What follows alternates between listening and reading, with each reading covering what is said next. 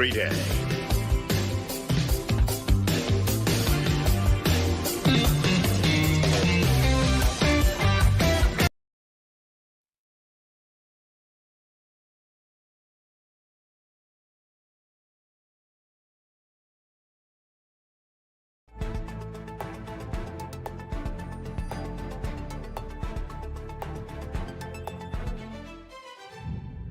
Now my third year as principal. I'm the longest standing principal PMCS has had since before COVID, and that's only 3 years, which reflects the instability our school has had.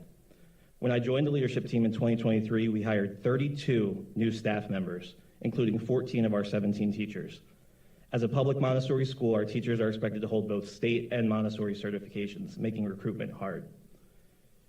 In 2023, only one staff member held Montessori certification. Today, 18 staff members, including myself and Assistant Principal Dr. Gilbert, have completed Montessori training and earned diplomas.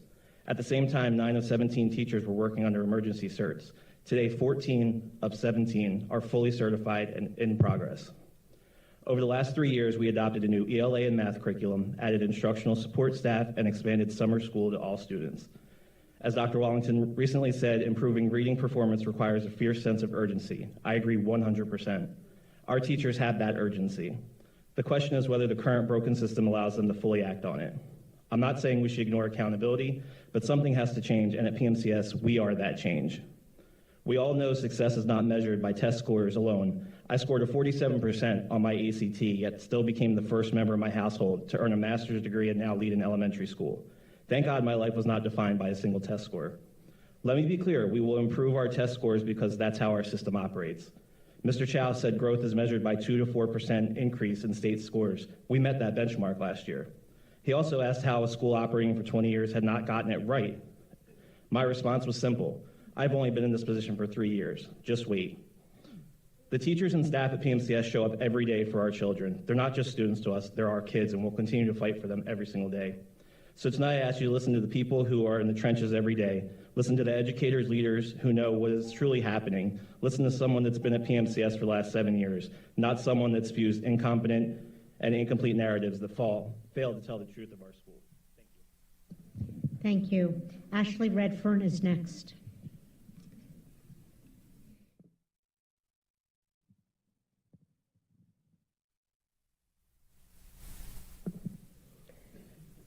Hi, good evening. I appreciate your time, and your work here is very difficult. I know there's a lot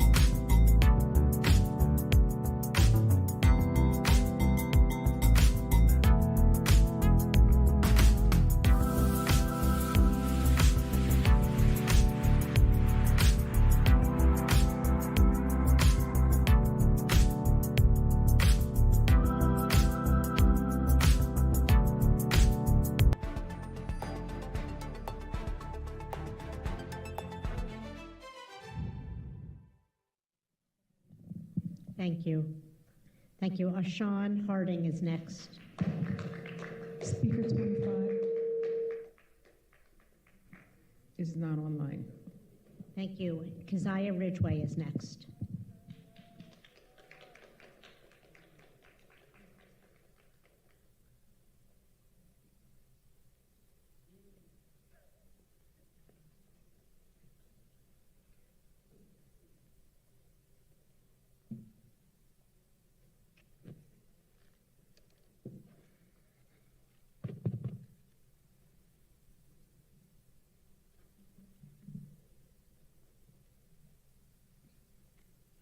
Good evening. My name is Keziah Ridgway. I sit before you tonight as a graduate of the School District of Philadelphia, William Dick, Conwell, and Girls High. Shout out 247. And a 2020 Lindbeck Award-winning teacher and a parent of public school students. I am here today because the district has already voted to move forward with a plan to close almost 20 schools. It is devastating that we are here tonight not to debate this, but to bear witness to a decision that ignores the lived realities of our children. I am using the district's own data to show you exactly what... Hey guys, welcome to Philadelphia Live. I'm Judea Murray. I'm in a different kind of space here. We've got a lot going on today. You were just taking a look at this live school board meeting. Pretty soon we're expecting that they'll be voting on their budget. This is a very big deal. We're talking about a multi-million-dollar deficit that this Philadelphia school district is facing. And so right now you're seeing parents.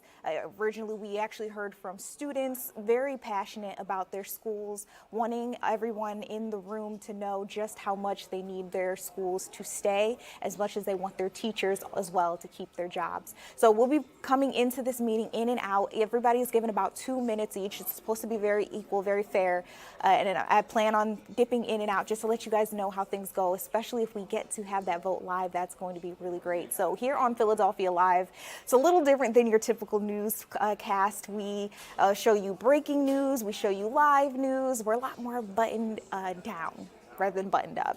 Now, there are some big things happening around Philadelphia, around New Jersey, around Delaware as well. One of those things we're actually hearing, there was a baseball player, only 12 years old, that was severely injured during a game, practice. His name is Xavier Taylor.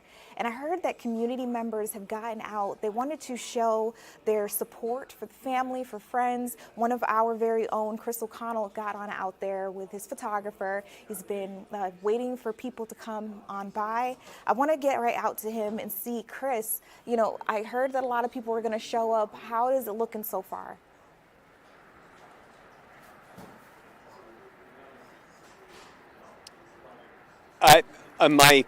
Okay, Judah, I'm not sure if you're tossing to me. I haven't heard, I'm not hearing anything, so I'm just going to go here. A sad story from Maple Shade, New Jersey. Just a tragic, accidental, horrific story that happened Tuesday night, and you're seeing tonight the community awareness of this. It all happened Tuesday night when 12-year-old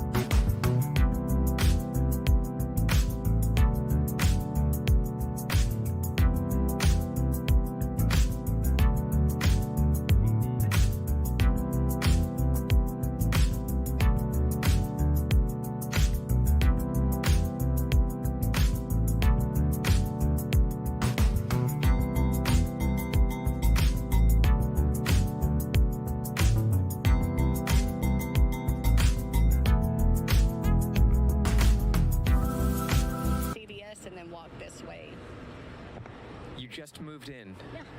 Your belongings, were all your that inside? Everything of mine and my kids is in there. Thank goodness I'd just taken my son back to his dad's yesterday. There was a girl, a sister, and she was babysitting her little sister while the mom was at work, and she grabbed her and the dog and made it out. But she said she was seeing people run out with, like, it was bad. So people we're talking with who were affected really don't know what to do right now. Is obviously this will be a massive cleanup. Everything in that apartment building is gone, and some people still are not able to get back to their units who just live in the general area. I mentioned that this reunification center, this assistance center, this is also where first responders and officials are meeting. We had that press conference about an hour ago with city officials, and we're told there will be one more tonight, probably in that 8 o'clock hour. Around 8:30 is what I'm told for now, but everything's fluid. We don't have a specific number of people who are reported missing, unaccounted for at this point in time, but we're hoping to get some more of those details later on into the evening as we continue just to report on such a devastating situation out here in Oak Cliff. Casey, Heather. Yeah, a lot of unanswered questions still at this hour, but no doubt the hardest part for people at the moment is simply waiting to hear from their loved ones. So Fox 4's David Santendri, thank you so much for your reporting out there. We'll check back as news warrants. Stay tuned for continuing coverage on air on our website. All right, Fox 4 Dallas coverage there. Wanted to bring that to you as we're showcasing the breaking news there out of Dallas. Expecting another news conference in less than 2 hours. We'll be bringing that to you when it does get going with officials. We will take a 2-minute break, though. Stay right here with us. More to come on Live Now.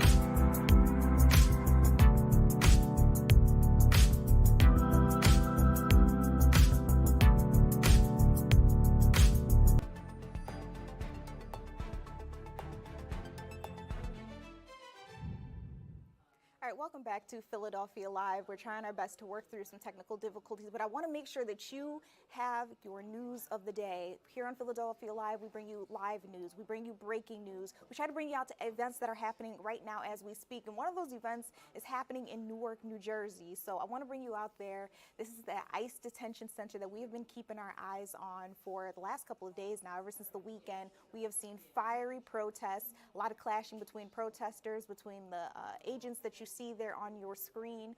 So at points in time, we knew that Governor Mikey Sherrill from New Jersey had actually tried to go out and gain access to that ICE detention center. This is Delaney Hall that we're talking about here. And she says that she was denied access. We also heard that a New Jersey Senator, Andy Kim, was pepper sprayed. He says he was hit with a pepper I'm trying to think, a pepper ball, I think is what he called it. Now, we're also hearing from the other side of things. DHS Secretary Markwayne Mullin, he has denied any of the allegations. He's even told Fox News that detainees there are given a safe space to stay, food to eat. They even have access to a convenience store where they can spend commissary money. He even actually took it a step further on X last night and told Senator Cory Booker that if he was so concerned, and I'm quoting, "Feel free to put your personal money on any detainee books that you choose." Of course, we're hearing protesters saying that they are upset because they do believe that the people being held there are not being given some of their basic human rights. They have said that they have heard multiple detainees are on a hunger strike. So we are keeping our eyes on that. It completes everything that's going on out there. And this is where I bring in Chelsea Torres. She's streaming for us live from New York right now. We heard that she's been keeping up with everything that's going on with Delaney Hall, trying to bring us the latest. If we do have capabilities, I want to see if we can talk to her. Again, she's been keeping up with everything that's going on. Chelsea, can you hear me? The Department of Homeland Security says that they are in federal compliance and insists that detainees are getting their required meals and health care. But earlier today, the New Jersey Governor, Mikey Sherrill, did say that she has her doubts.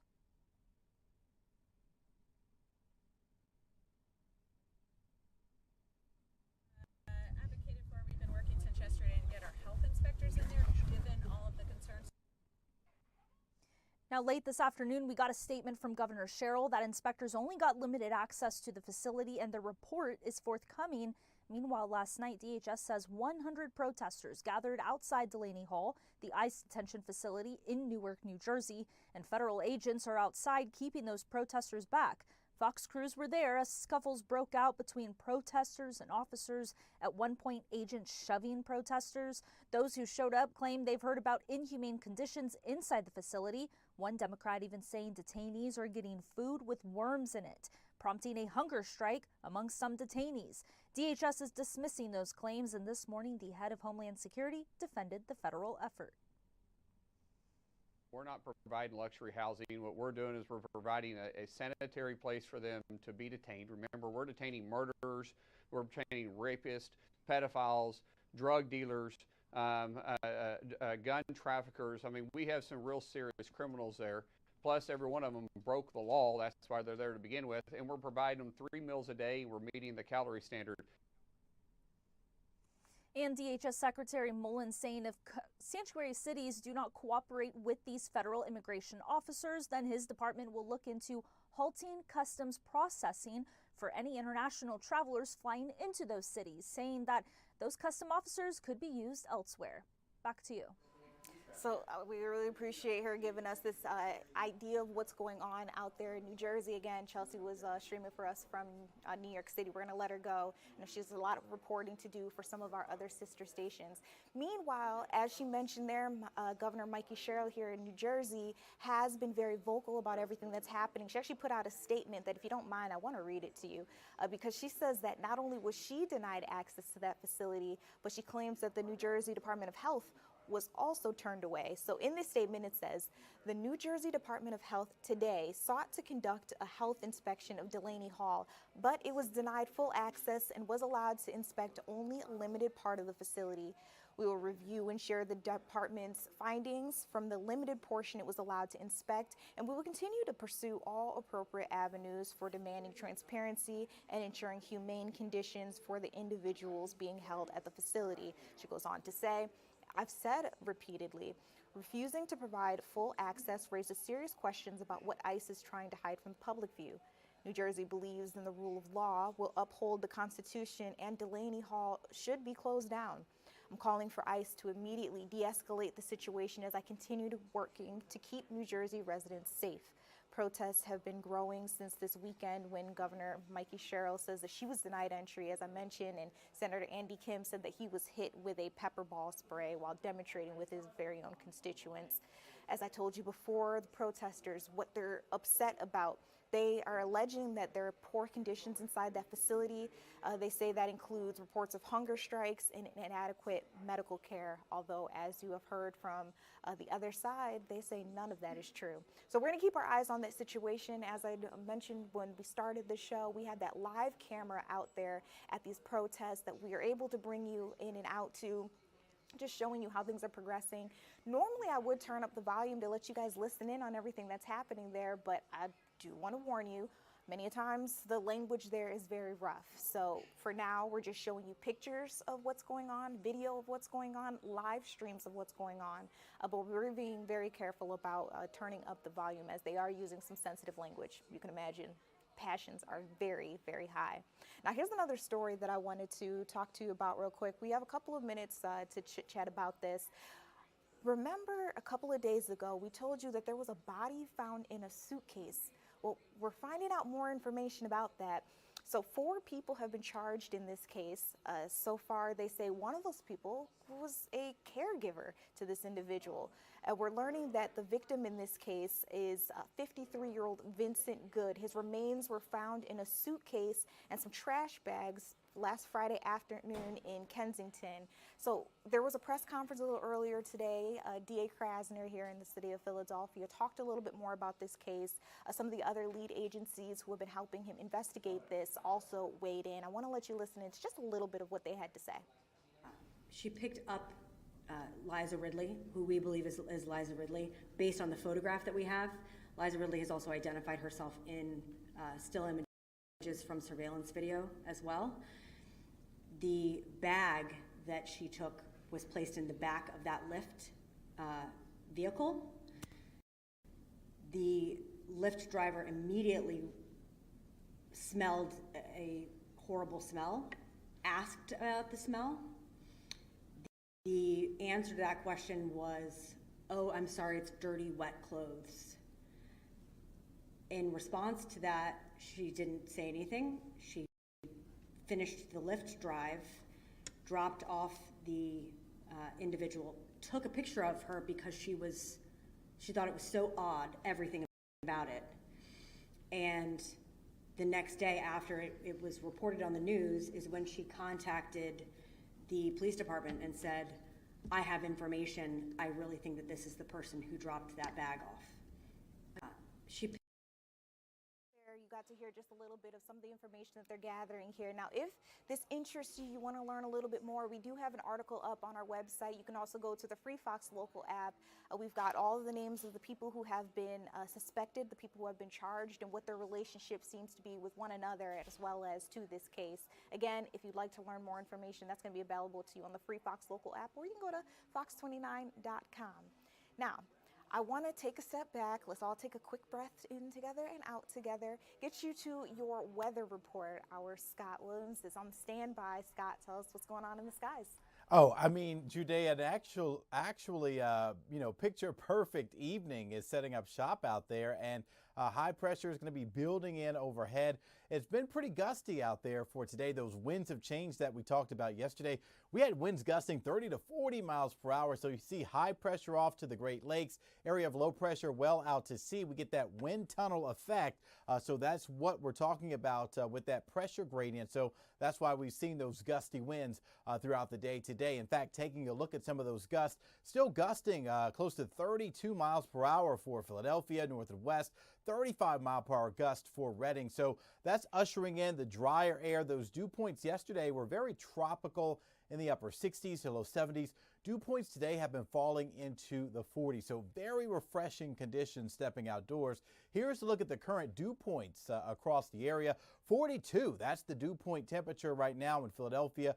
Dew points above 60, it starts to feel very muggy and downright oppressive. That's kind of how it felt yesterday, that air you could wear. But taking a look at that scale, very low with those dew points below 50. So that tells you just how refreshing this current air mass is out there. Those temperatures are still really comfortable right now at 73 degrees. Live look in Old City. A few fair weather puffy cumulus clouds. Sun will set this evening around 8:30. Looking good to be outdoors, maybe at the playground, walking the dog. Getting that green light because we're looking at spectacular conditions. So over the next several hours, temperatures fall out of the low 70s into the upper 60s, 67 degrees for 9 o'clock this evening. By 11 o'clock, it's mainly clear out there. Temperatures low 60s. Overnight low temperatures will dip into the 50s. We're talking about temperatures where they should be for this time of year. Average low around 58 degrees. We'll be at 57 for Philadelphia. Low 50s as we get into the outlying suburbs. Right around 52 in Millville. 52 degrees low temperature tonight in Doylestown. That forecast for your Friday, a fine Friday indeed. Lots of sunshine out there. High temperatures topping out in the upper 70s. So a pretty seasonal day and a pretty nice way to end the last week of the month as we head toward the upcoming weekend. Final weekend for the month of May. Temperatures area wide for tomorrow looking pretty good with all of that sunshine out there across the area. We'll go 79 degrees in Philadelphia. Those temperatures low to mid 70s down the shore. Before that sea breeze kicks in, that will be cooling things down toward tomorrow afternoon and evening. Your travel forecast, 79 degrees in Pittsburgh for your Friday, 72 in the Poconos. We're looking at 80 degrees for D.C. and Richmond. So once again, that high pressure will be dominating the weather forecast. Now, temperatures on Saturday will be running almost 10 degrees below average. It's still going to be mild and sunny and dry, but Saturday will be a little cooler. So keep that in mind for the Roots picnic, turning cool Saturday evening. And then Sunday, sunny and nice temperatures back into the upper 70s, right around 77 degrees. Now, the forecast for the shore over the next several days, you can see lots of sunshine. We have the Atlantic City Air Show taking place Friday, Saturday, Sunday. Great weather and temperatures will be a little cooler for the weekend, back into the mid 60s out there. Water temperatures still chilly in the upper 50s. So the overall forecast for rainfall really not until next Tuesday. About a 30% chance for some showers popping up across the area. It's not going to be a washout by any means. And as we look at that 7-day forecast, those temperatures tomorrow upper 70s, a little cooler on Saturday, highs around 70 degrees, back into the upper 70s for Sunday. 80 degrees kicking off June 1st. Meteorological summer. Hurricane season also begins next week, and that will run through the end of November. But temperatures in the mid 70s for next Tuesday and Wednesday, and then we get into the low 80s for next Thursday. But by the end of next week, headed into next weekend, we're talking temperatures next Friday, next Saturday, getting into the upper 80s, close to 90 degrees. So a nice weekend ahead, and lots of sunshine and low humidity, something we did not see for Memorial Day holiday weekend. Judea, back over to you. I feel like we haven't seen it in a while. Scott, thank you so much for giving us our forecast. You guys coming back into the studio with me. We got a lot to talk to you all about. So remember, we're keeping up with all things that are happening live. We started off the show showing you that detention center, and then we also gave you a quick look, at least we were trying to give you that quick look at a vigil that is happening right now as we speak for a 12-year-old boy. We heard that he was hit with a baseball. He is in some serious condition. He's still in the hospital. We're hoping that he pulls through. His name is Xavier Taylor. So if you guys join me, we're hoping for his family, for his friends, and for just for himself. We're hoping that he pulls through.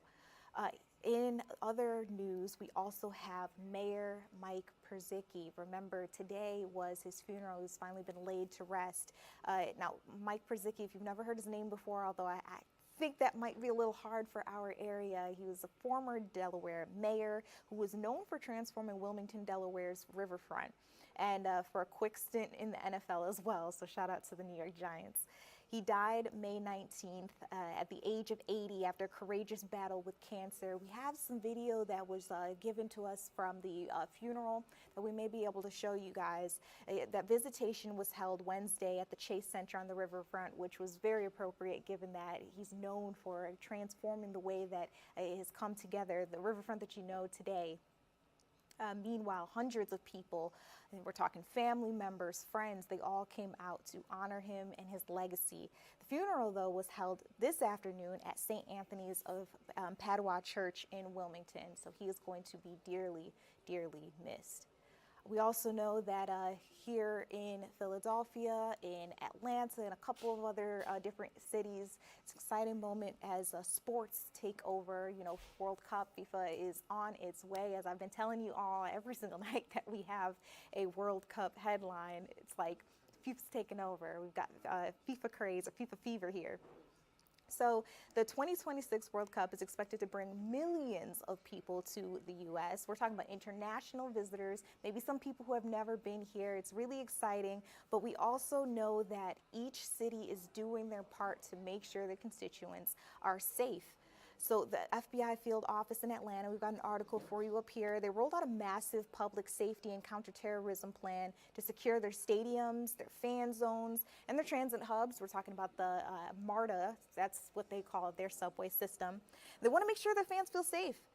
Here's how they say they're going to do it. So thousands of law enforcement officers are being deployed. That's going to be local officers as well as some national officers. They've got specialized teams of federal agents being deployed directly to Hartsfield-Jackson International Airport. They're going to be monitoring the people who come in, so those arriving crowds. Specifically, they're looking for any signs of human trafficking, which unfortunately seems to be popular around sports events.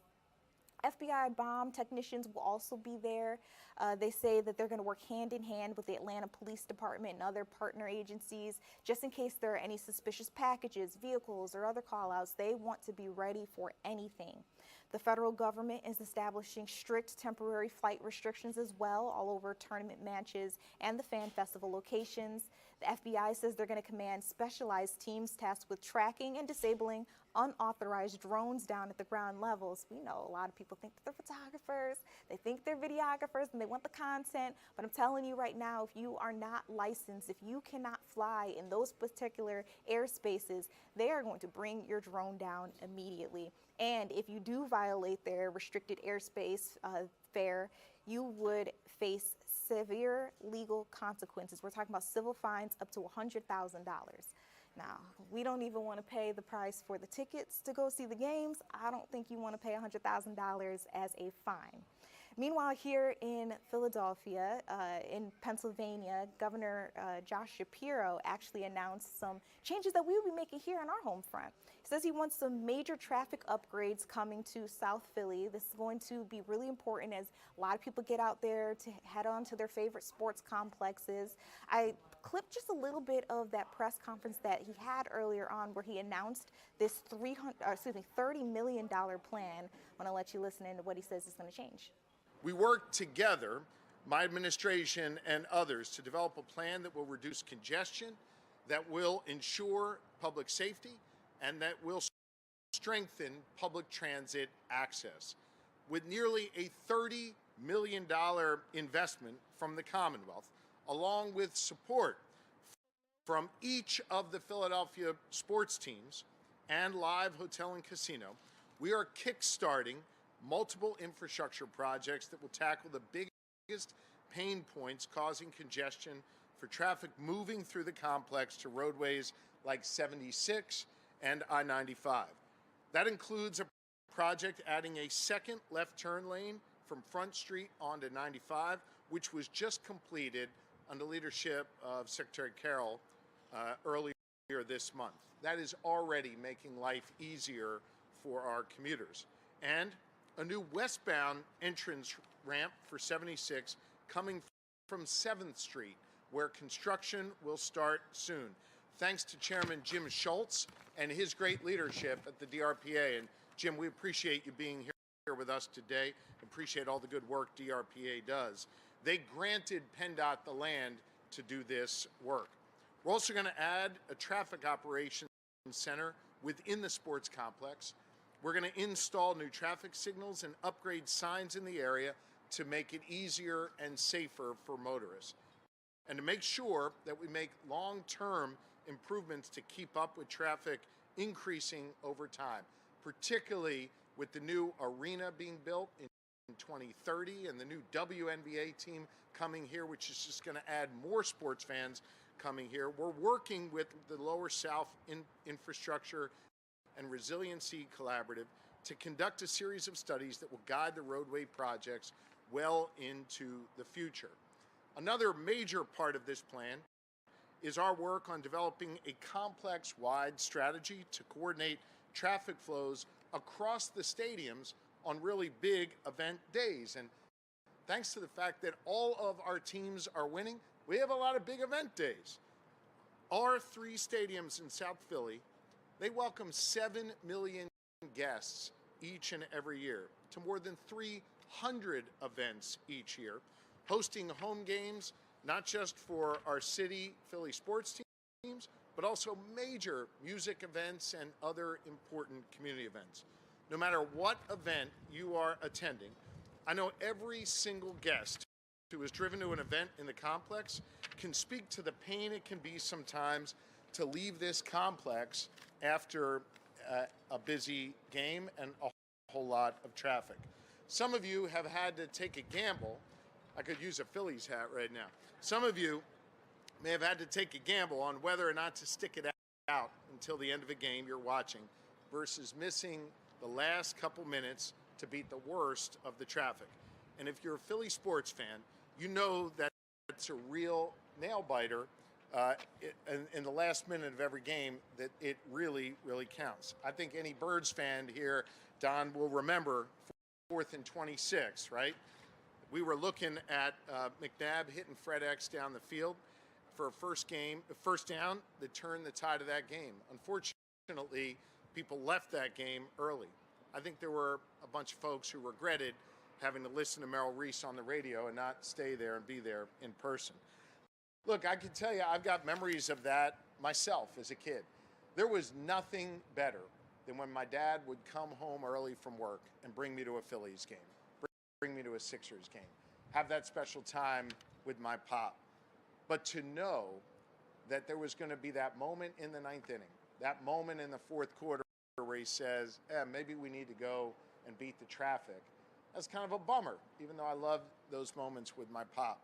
I still remember those 9th innings where we would run out.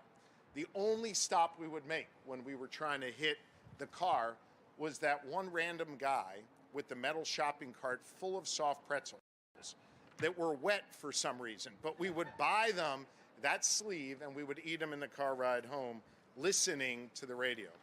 I don't want us to have to do that anymore. I don't want dads and fans and others to have to make that decision about leaving a game early. It is important that we get this right. And after a whole lot of years of this not being right, now is the time to fix it, and that is exactly what we are doing. South Philly is an absolutely critical economic hub for the city of Philadelphia and for our entire Commonwealth. And under my administration, this economic development down here is growing. Companies like DrinkPack and TerraPower Isotopes are setting up shop in the Bellwether District. Shipbuilding is ramping up in the Navy Yard. Cruise lines are now back in our port, and we're hosting massive events here in the city of Philadelphia, including the World Cup, including MLB All-Star, and of course UFC 330 over at Xfinity Mobile. We're attracting a whole lot of attention to South Philly, and it's important that we get traffic and infrastructure right, not just for us here, but for the millions of Philadelphians and visitors who move through this stretch every day, who deserve traffic that flows and flows safely. This is the plan that we've been working on. This is the plan that will deliver, and this is the plan that's going to change the game here in South Philly, across our great city, and across this Commonwealth. All right, so you heard what they're doing in Miami. Now you see that we're making some changes, hoping to make that your commute, whether it's to the game or just home, a little easier. I want to check in now with what they're doing in Miami. So June marks the start of hurricane season in Florida. This year also happens to begin around the same time that World Cup takes over in Miami. So I want to check in with our Amy Gallo from Fox News, talking to us a little bit more. How are they prepping for both storms and the game? Judea, hurricane safety, much like public safety, is all about keeping people informed and making sure that they're not letting their guard down. And that's exactly what the Miami-Dade County officials are focusing on. People that are moving into Florida don't know what a hurricane is all about. By the way, that's why we have these press conferences. But let me tell you about another population that's coming into South Florida in the next month. It's called FIFA World Cup. And we are very concerned. And the sheriff will tell you, we go to about 32 meetings a week in preparation for FIFA World Cup. Back.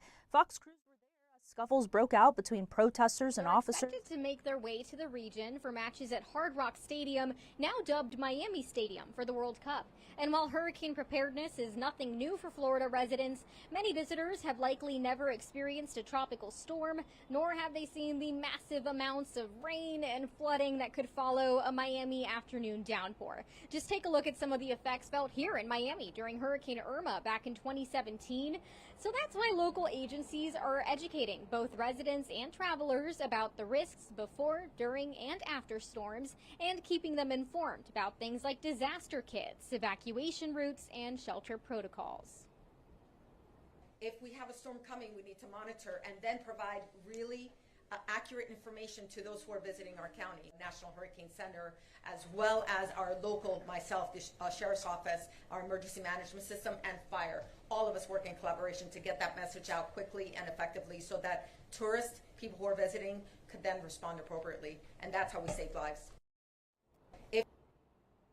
Another big point that local agencies are really trying to drive home is that despite forecasters predicting a below average hurricane season for Florida, all it really takes is one bad storm. Back to you, Judea. That is absolutely true. We're going to let Amy go. She has to continue bringing us news from a couple of other different stations, but I appreciate her bringing us the live what's going on in Miami right here. And as she mentioned, honestly, it only takes just a little storm. She said a bad storm, but a little storm. I saw some videos from Atlanta like a week or so ago. They had rain just like we did for Memorial Day weekend. It absolutely flooded their interstate, Georgia 400. I'm watching videos of cars getting stuck, people sitting on the top of their vehicles, and this wasn't a hurricane. It wasn't like, that major of a storm, or so they thought. So as she mentioned, when we get, we know where rain is coming, it's going to be something that we have to keep in mind as we're trying to get on the roads. And I can only imagine when we've got so many more people on the roads to get to those games, it's going to be crazy. So again, that's what's going on in Miami. We're going to take a quick break. When we come back, I want to talk to you a little bit more about all the things that are going on. We're going to pose our question of the night to you. And I also want to get into what Philly's talking about, those trending stories. We'll be right back.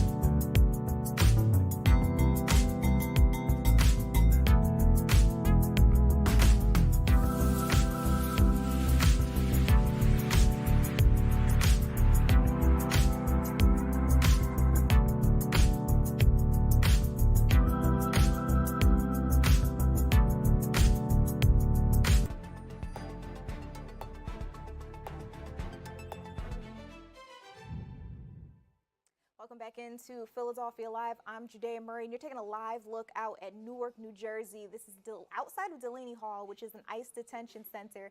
As you can see on the left side, you've got a lot of protesters facing off against agents. You see them on the right side. For the most part, it seems to be, I use this word loosely, peaceful. Right, we're not seeing any violence. We are seeing high tension, energy. They seem to be shouting back and forth at each other, at least shouting on the protester side. Now, what they are upset about in this case, I mentioned earlier, the most recent thing is that apparently the New Jersey's Department of Health had been denied access into Delaney Hall, and that's a big deal because protesters say they believe that the detainees inside aren't eating. Some of them are on hunger strikes. They also suggest that they may need medical help and they're not getting that. But we also hear from the other side, like DHS's Mark Wayne Mullen saying that these accusations are not true, that the detainees are doing just fine, that anybody who is not eating is choosing not to do that. If I can quote, actually, he said in a press conference earlier today, he said that they weren't eating because they preferred, again, and I quote his words, they preferred their ethnic food. So, you know, you're hearing mixed messages about what's happening, but I want to let you see what's happening. We've got a live look. Let's see if we can bring up the audio. What are they talking about? I don't know why. I've been nothing but nice and polite.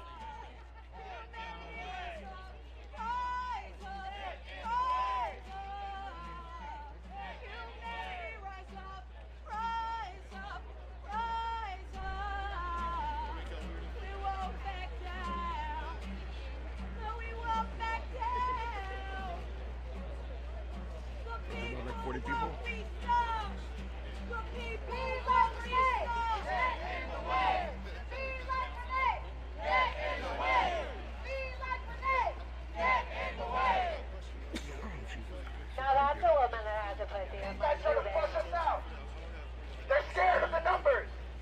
What's happening every time they bring out someone from the strike, they want to split it up. That's why we're here. We want to support the strikers. Besides the fact that you're fucking your married to your children. Do you like your children? Oh wait, do your children even talk to you anymore? I don't think so. I don't think so. I don't think your children know what to do. I bet you have to lie to them. Do you tell them daddy's a security officer at a school or something? So when you're lying to your children, if you had them because you maybe couldn't get it out, you know, couldn't get it out, happy kid. I said you wanted to make Ted into you. Are you into Ted more? We're fine with that. We're fine with gay marriage. If you're married, you're married. That's okay too. But, you know. They'll try as they can to split up the strike. Move the immigrants to other detention centers. No, we won't let them.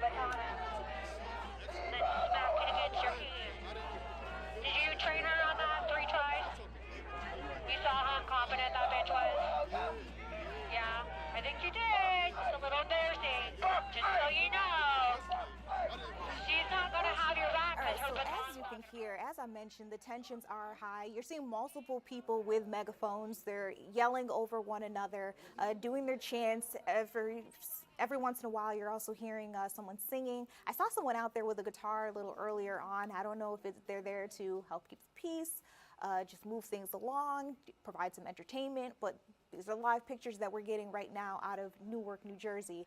Again, we'll keep you guys posted on everything that's happening because we have seen from time to time things get a little bigger, a little hotter. So we'll take a quick break. When we come back, we'll talk a little bit more about everything that's going on in New Jersey and Delaware, here in Pennsylvania, and maybe we'll even bring in some national news. We'll be right back.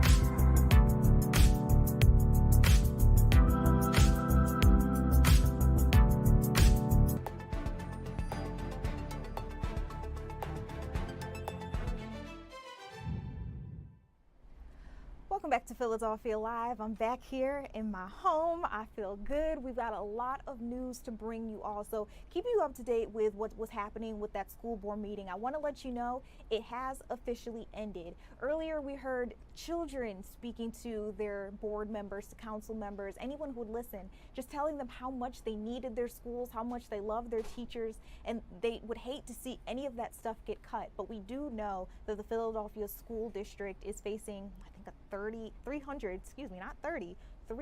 million deficit. So something's got to give. There's not enough money, they say, to go around. Now, we heard that the facilities plan wasn't on the agenda for tonight's meeting. That didn't stop, like I said, those kids, their parents, community members from coming out and talking about it. And this actually marked their first meeting since April 30th. That was another heated meeting where people were going back and forth, where they also learned on that facilities plan, a $3 billion plan that would close 17 schools and renovate another 169.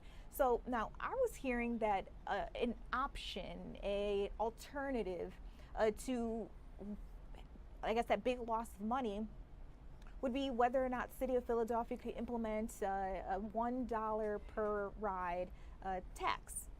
So if you take Uber or Lyft to work, to school, to a friend's house, you would be charged essentially, whether it's you or the company, they would charge an additional $1 on top of whatever the price for the ride is. That is the plan that Mayor Sherelle Parker has tried to put out there, proposed time and time again.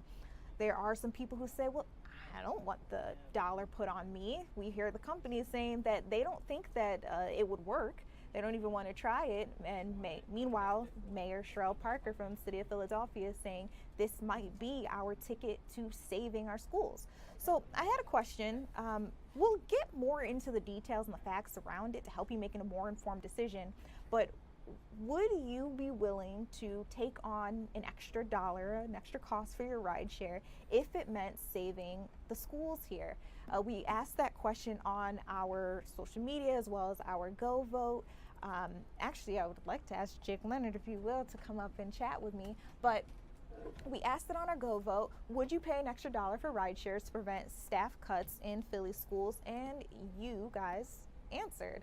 So, Jake, you posed the question to the people. Are you surprised at all of the answers we're getting so far? Yes and no. Okay. I know that this is something that people feel really strongly about either way. Let me pull up the comments really quick. Because a lot of people, again, as it usually goes, in the comments, seeing their rationale, their logic kind of adds a whole other layer. So people are saying, someone's saying, I don't have kids, I pay enough in taxes, we don't need this. But again, someone else is saying, yes, I would, but there shouldn't be a need to. You know, we should be able to find another way. Uber and Lyft, you know, the drivers need that money. People might not be paying for these services anymore. You know, it's a lot of back and forth. Yeah, it is. And actually, you know, I feel like this kind of goes into our question yesterday when we asked the people, would you inconvenience yourself if you knew that it would help the next person? Good transition there. Good connection. Hey. I didn't know that I was going to ask you guys this today, but here we are. And so just to give you guys the numbers, just in case anybody is listening and not watching, we have 27% of voters said yes, they would pay an extra $1. It's for the kids. Yes. 66% said no. Is there another way? And then, of course, we have that 7% that's leaving comments. You know, it is interesting because all the comments are pretty consistently saying, you know, yes, I want to help Philly schools. I want to help the kids. I want to help the pay, but is it just rideshare? Does that have to be the way? So it's not like anyone is saying they don't want to help fund the schools and help the teachers. They're just saying, you know, is there another avenue? Yeah, you know, because a lot of people are saying this is kind of something that would affect not only the people taking the ride shares, but the drivers themselves. That could affect their business, you know, so. And then not for nothing, you know, the companies are like, we don't want this bottom line. Because there's a whole nother debate here of whether or not that extra $1 would hit you, the consumer. So let's say your ride is $13, maybe it'd be $14 now, or whether again it would go on to the company itself. They'd have to eat that cost. Yes. That's the whole other debate. Something to think about. Something to think about. We'll be asking you guys all night long. Thank you. Of course, that is our question of the night. All right, I'm taking a look now. We are at 8 o'clock. It's around about that time where we hit another one of our live reporters who's out in the field covering the top news of the day. We started the show telling you that there were more arrests being made in a case, a very odd case here. We heard not too long ago that a man's body was found in a suitcase. For quite some time there, we didn't know who that man was, but I'm hearing that we've got some new details. So Shawnette Wilson, she's our reporter out there covering this for us. Shawnette, what have you been learning so far about all of this? So Judea, this is a horrific case, you know, that we found out about a week ago or so. But today, the district attorney, Larry Krasner, announced the arrest and charges of 4 people in connection with the remains of a man that were found in a suitcase and trash bags in an alleyway in Kensington. That was last week.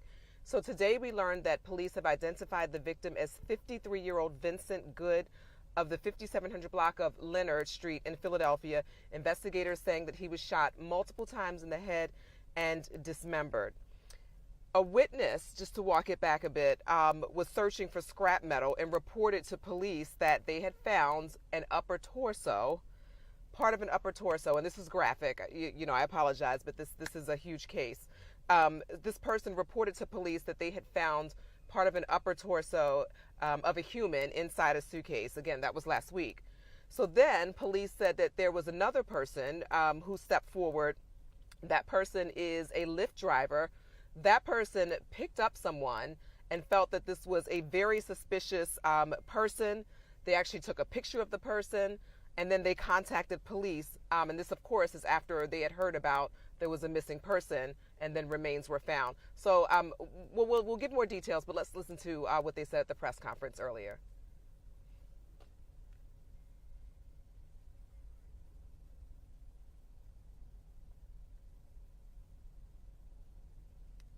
Lyft Do we have it?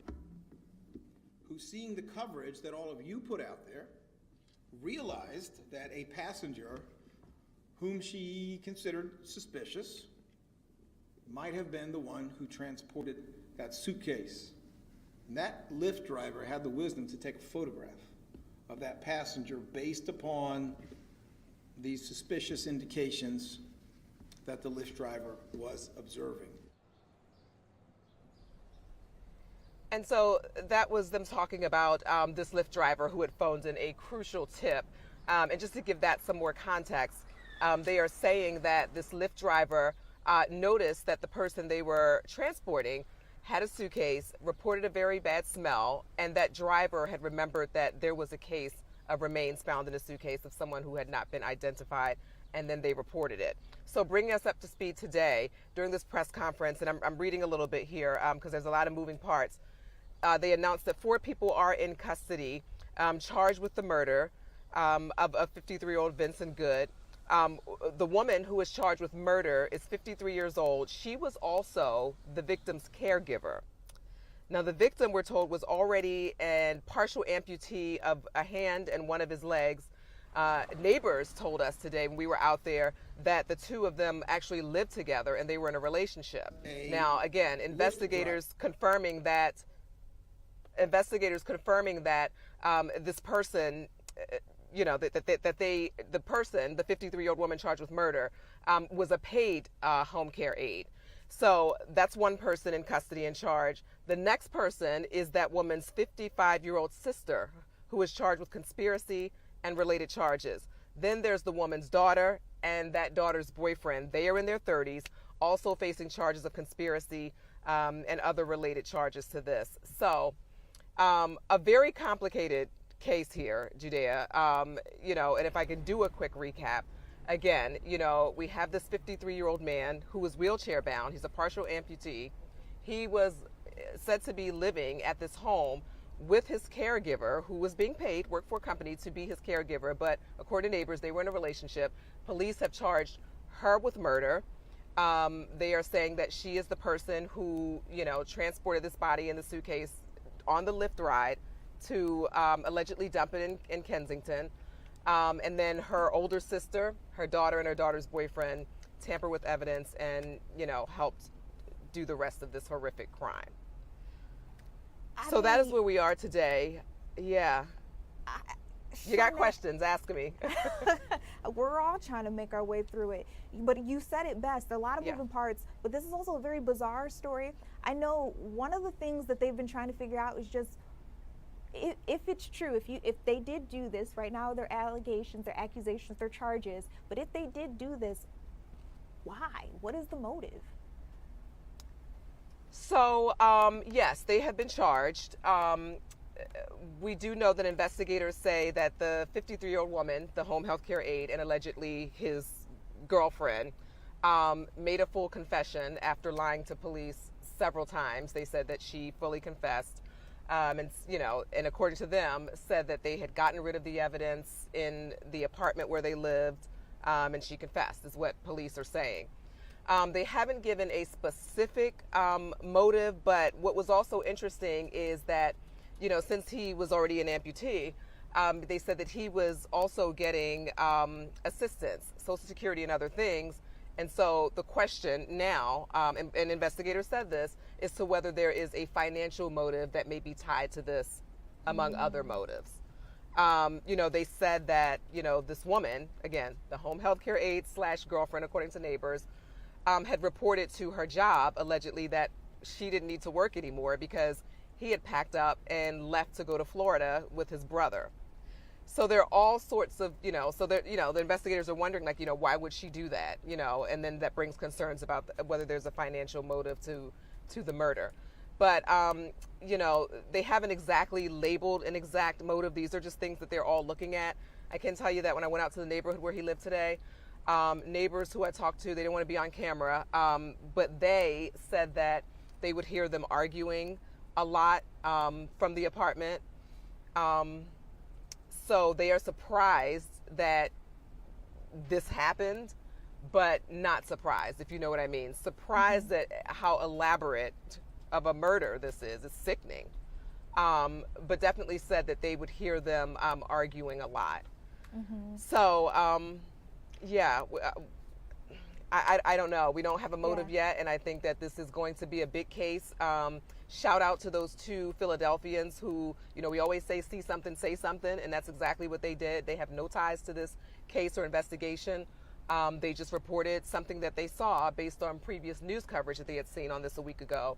And police are crediting them with really giving them this break, this huge break in this case, to have 4 people in custody and all 4 of them charged.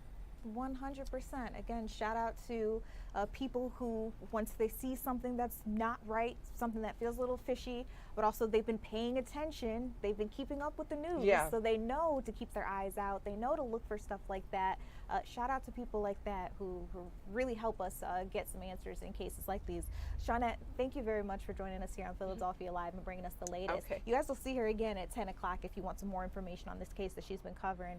And what I find really interesting too, I watch a lot of true crime documentaries, I listen to a lot of true crime podcasts, and they say they charged the care aide, the potential girlfriend in this case. I want to let you know that very few murderers are found to be women. We're talking about, the FBI is saying about 13,000, there are 13,000 male offenders year over year. They're saying of that 13,000, they're seeing 1,900, maybe even 2,000 female murderesses. So it's not common at all. When she says this is probably going to turn into a much, much bigger case, I have a feeling that she's right about that. Again, we're going to keep you guys updated on everything that we know here at Fox 29. We got to take a quick, oh, I'm wrong. I am wrong. We are going to take a quick turnaround in terms of tone. So one thing that we're also keeping our eyes on with everything that's happening, summer is right around the corner. We know kids are really excited. This means since they're not in school, they got a little bit more time on their hands. A lot of them want to hang out with friends, but if you were like me, you wanted to make some money so that you could hang out with your friends. My mom was one of those, you got some McDonald's money, moms? And so, like, yeah, I got McDonald's money because I've been working. But we're hearing that for decades now, while summer jobs have been a rite of passage for American teens, it's getting harder and harder for them these days to find that meaningful work. We're actually seeing some of the slowest levels of summer jobs for teens in decades. So Fox's Oliviana Calmes is in St. Louis, Missouri right now, bringing us the latest. Oliviana, what have you been hearing? Today, yeah, it's tough because, you know, I'm sure you and I as teens wanted to get some money. Kids do too right now, but it's harder to find an actual place that will hire them as compared to years prior. Demand in teens wanting summer employment, which is, I think, really exciting. But I think we've also seen a decrease in opportunities available to them for employment. So things like, you know, movie theaters, retail, all of the places that maybe used to be available for teens don't have as many openings. And certainly places like summer camps, where counselor positions are really popular, had to cut funding and don't have as many opportunities to hire staff. Employment firm Challenger, Gray & Christmas project teens will land about 790,000 summer jobs, but that's down from more than 1 million in 2024. Get this, the lowest projected level since the summer of 1948. They also found hiring plans are down 70% from last year in the entertainment and leisure industry. That's places like summer camps and amusement parks. And Barrow says some businesses, camps, and nonprofits, you heard her, are cutting back on entry-level hiring because of higher operating costs, which she says can leave teens applying to more jobs and hearing back less often. And that's not great news for those teens looking for the experience and paycheck that comes with a summer gig like lifeguarding, retail, or even scooping ice cream. I went to a St. Louis staple, Ted Drew's, to talk to the manager, Brian Dillon, who tells me he wishes, but he simply can't hire every teen who walks through his door. There's only so many spots of people that we're trying to hire every year. A lot of kids are trying to get money for, you know, maybe they want to buy a car or they have a lot more expenses. You know, they're just starting to become more responsible. I don't know about you, Judea, but I worked in food service. I actually worked at KFC as a high schooler, but I remember getting rejected or I didn't hear back from a couple other jobs, and that was really frustrating. So I can imagine right now with it even being more complicated to find a job, it's frustrating for teens right now. Oliviana, we are more alike than you think. I worked at McDonald's in high school. I worked at Chipotle to get myself through my bachelor's degree. Really? And I tried to get a job at Starbucks in grad school and I couldn't. They weren't hiring. So I get where these kids are coming from. It's hard out here. Tough. Yeah. Yeah. For anybody that you It talk is, to, and that's Go why ahead. some people. I We was have a just going delay. to Go say, ahead. and you may have been just about to ask me this, but the woman I talked to that's working with young adults and youth and helping place them in jobs as well tells me that, you know, a lot of teens are trying to go, I guess, back to the basics now. The babysitting, the lawn mowing, that knock on your neighbor's door and see if they need any handyman help, but also internships, of course, whether they're paid or unpaid. Got you. And Oliviana, you don't know this, but this was one of our questions last night. We have a question of the day every day. And one of them, it was like this woman who was complaining that a friend wanted her to pet sit, but she wasn't going to pay her. So as you're talking about some of those like odd jobs that you can get, you can't even pet sit for people anymore. They don't want to pay you. It is difficult. It is difficult. Right.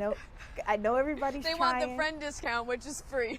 Yeah, absolutely. And we can't do that. We got to pay bills, or we just want to go out and hang out with friends, like I mentioned. Need a little extra money, do that. So maybe think about the teen that lives in your neighborhood. Maybe give them some cash if you need some help like that. Yeah, absolutely. Oliviana, thank you so much for weighing in, letting us know what's going on out there. For the kids who might be watching us, I'm just going to have to pray for you. We actually had somebody, they mentioned this when we were talking about what's going on with the Philadelphia School District.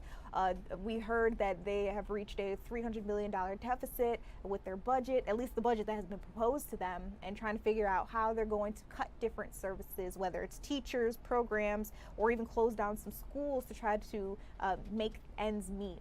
And someone mentioned, you know, they should have bake sales, candy sales. That's the kind of thing that they did back in the day. And I mean, that might also benefit people here, the teens who just want some jobs. Maybe you'll have to. I had a lemonade stand. I was only getting 25 cents. I don't know if people are still, like after COVID, are people still buying lemonade on the side of the road? Maybe not. Maybe not. Oh, Lord, somebody said because teenagers are horrible workers. I think this is a hill I'm willing to die on. Then we're going to take a break.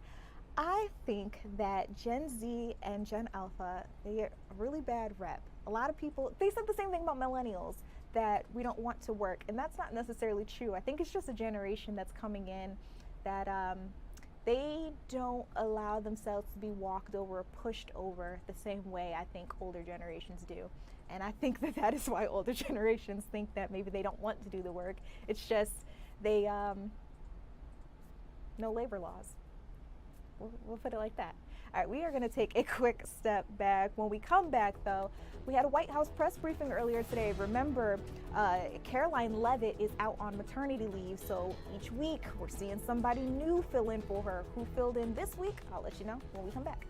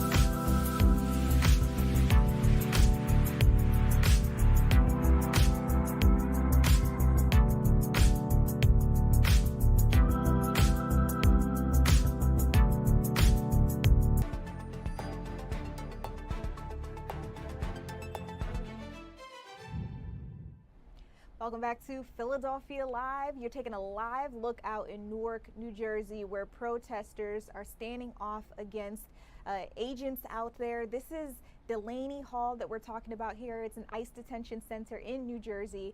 There have been a lot of protests over the last couple of days. From this weekend, we saw things get really heated, where we are hearing that there were pepper spraying and they call them like pepper ball bombs or something like that were being thrown out into the crowds. I know that Senator Andy Kim says he was hit by one of those, actually posted some photos and posted to social media all about it. Meanwhile, Governor Mikey Sherrill from New Jersey has been talking about not being allowed to go inside the facility. And that has been a point of contention. A lot of people are worried about the detainees who are in there, saying that they are not receiving humane conditions and humane treatment. But we're also hearing from other people like the DHS's Mark Wayne Mullen, who says none of that is true and is standing on the hill that the detainees are in there because they have committed a crime. And he's suggesting that they have done everything. He's talking about the facility and the managers there. They've done everything to make sure that they are at least being treated with the basic needs that they need. So really interesting situation. We are going to keep bringing you guys out to it. As long as this picture is live and available for us, we'll make sure that you are aware of everything that's going on. Meanwhile, at the White House, they had their White House press briefing that they normally do every single week. But this time, U.S. Treasury Secretary Scott Bessent held this particular press briefing. So remember Caroline Leavitt, she's the White House press secretary. She's on maternity leave, and the Trump administration says they're going to keep filtering people in and out to replace her as the weeks go on. We've seen Marco Rubio there. We've seen Vice President J.D. Vance fill in. They even say there's a potential for us seeing President Donald Trump lead one of those own meetings himself. Now, on today's agenda, they talked about the Trump accounts, which are supposed to launch on July 4th. They talked about Trump RX, that website where President Donald Trump says that he's going to have prescriptions available for you at a cheaper cost. And they also even talked about whether or not we could see money one day with President Donald Trump's face on it. But I want to let you guys listen to what they had to say there. It all started with a joke that didn't quite land. Good afternoon, everyone. Good afternoon. Good. I'd like to say it's a pleasure to be here today. This is my warm-up for my Senate and House hearings next week, so I don't want anyone yelling, reclaim my time. So let's start out with Trump accounts. Trump accounts, I believe, are the most important benefit for young people since the GI Bill. Today, the app is now available on all major platforms, bringing the president's vision directly to American homes. Nearly 6 million American children have been signed up for Trump accounts, which will launch on July 4th. And I would encourage all of you to go to trumpaccount.gov to sign up. We had a historic tax filing season. We passed the largest tax cuts in American history. The average refund this filing season is nearly $3,300, an 11% increase from last year. And importantly, very importantly, 62 million returns, 44% claimed at least one of the president's signature tax cuts. No tax on tips, no tax on overtime, the reduced taxes on Social Security benefits. 85% of our seniors paid no taxes, and the auto deductibility on loans for American cars. And to remind everyone, Democrats, every Democrat voted against those programs. We've had sustained and resilient GDP growth. Real GDP has risen 2.6% over the past 4 quarters. Atlanta Fed's GDP now predicts 3.8% for this second quarter.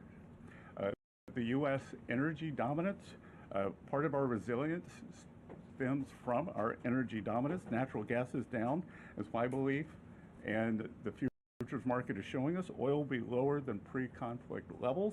We are more resilient to energy price fluctuations due to President Trump's energy dominance and deregulatory agenda. The United States is now the world's largest energy exporter. The United States has never exported so much energy or produced so much energy. Main Street prosperity, the average 401k is up almost $30,000 since President Trump's inauguration. President Trump RX has already saved Americans over $600 million. I'm sure all of you will want to report on that. and the unemployment rate remains low at 4.3%. So with that, I'm happy to ask questions. I will mention that 3 weeks ago, I got an honorary degree from the University of South Carolina. So if you really want to get a question, you can call me Dr. Besson. So, I want to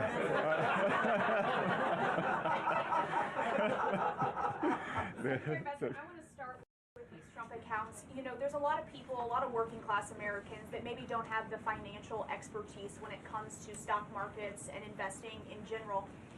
In what ways are you guys simplifying this for all those Americans so that it's not just for one class of people, but all Americans can have it? Well, that's a great question, because 38% of Americans have no exposure to equities.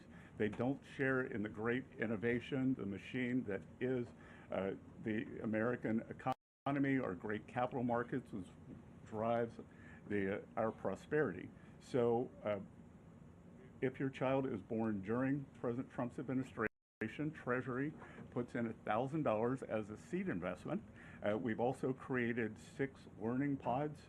So you can go online to the app that went up today and learn. And I think that this is going to be, I've been a big proponent of financial literacy, and I think this is going to be one of the greatest real-time financial literacy educations in history, because it won't be, like there's a street in New York called Wall Street. This is what I don't really understand what happens there. American family is going to be able to look on their phone every day and see, and I think it's going to drive people to try to understand what they've got here. I think we're going to create a generation of shareholders. So Ed? Thank you, Mr. Secretary. I guess first, well, we're starting to see this disruption of the oil supply and through the Strait of Hormuz affect economic data. First, is there a deal on the table for a 60-day ceasefire to continue that? And then second, how fast could inflation then recede or retreat, or is inflation sticky? Because the PCE was at a 3-year high. Well, first of all, PCE today, month over month, was 0.2, which was, we're looking at decimal points, but the estimate was 0.3. So 1 month doesn't a trend make. And what we've seen is actually oil prices are down about 10% in May. There are almost 2,000 ships waiting to come out of the Gulf. And I think the oil market is going to be very well supplied on the other side of this, and that we could see prices come down very quickly. We saw the UAE leave OPEC. So I would expect on the other side of this that gasoline prices will follow. On the table? Sorry? Is there an agreement with Iran on the table? The teams have been going back and forth, and President Trump has made it very clear, he talked about it at the cabinet meeting, that he has several red lines. And Iran has to turn over their highly enriched uranium. They cannot pursue a nuclear weapon. And the Strait of Hormuz, back to your question on energy, has to free transit, navigation of the seas has to be free and open as it was before. So he's not going to take a bad deal. He's going to make a great deal for the American people.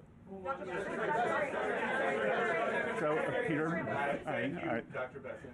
Yep. How long until we see your signature next to President Trump's face on a $250 bill? Well, again, as Treasury Secretary, I have 2 mandates for U.S. currency. At present, no living person can be on U.S. currency, and the currency must say, "In God we trust."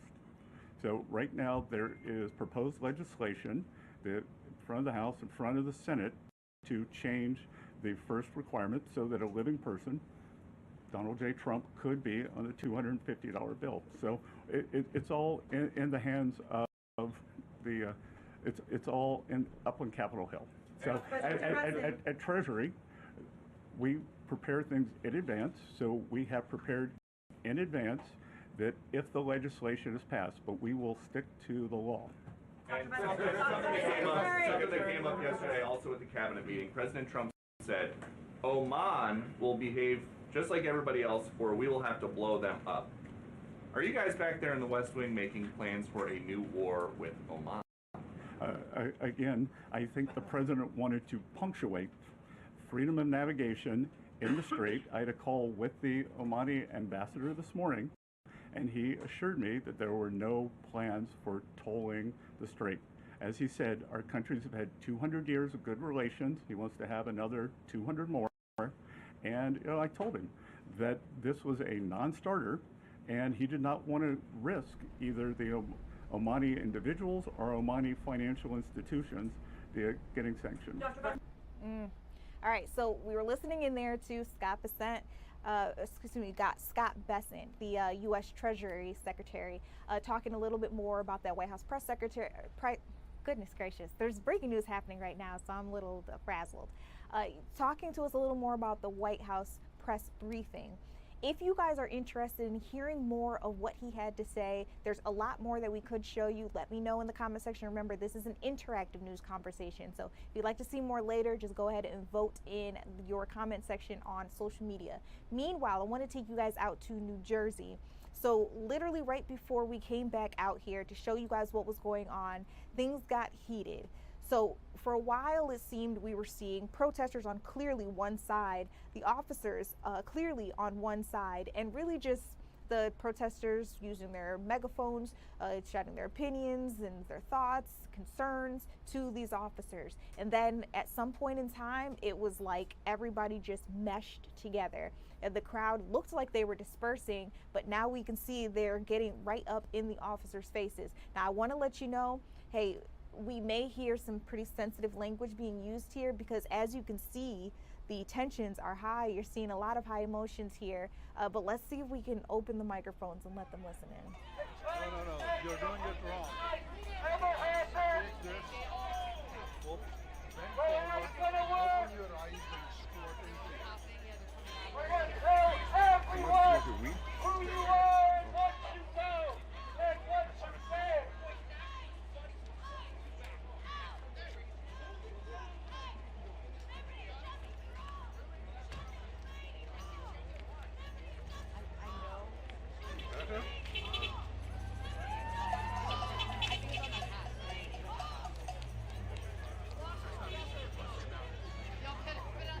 You on the shot, buddy? You okay? All right, you guys, we're going to take back over here, just giving you that live look of everything that's going out in Newark. As I mentioned, it seems that the tensions are getting a little higher. We'll be showing you these live pictures throughout the live stream, so don't go anywhere. In the meantime, though, I want to check in with our sports team, see what's going on in the world of sports. I know the Phillies aren't playing today, but that doesn't mean the Forts fans have gone anywhere.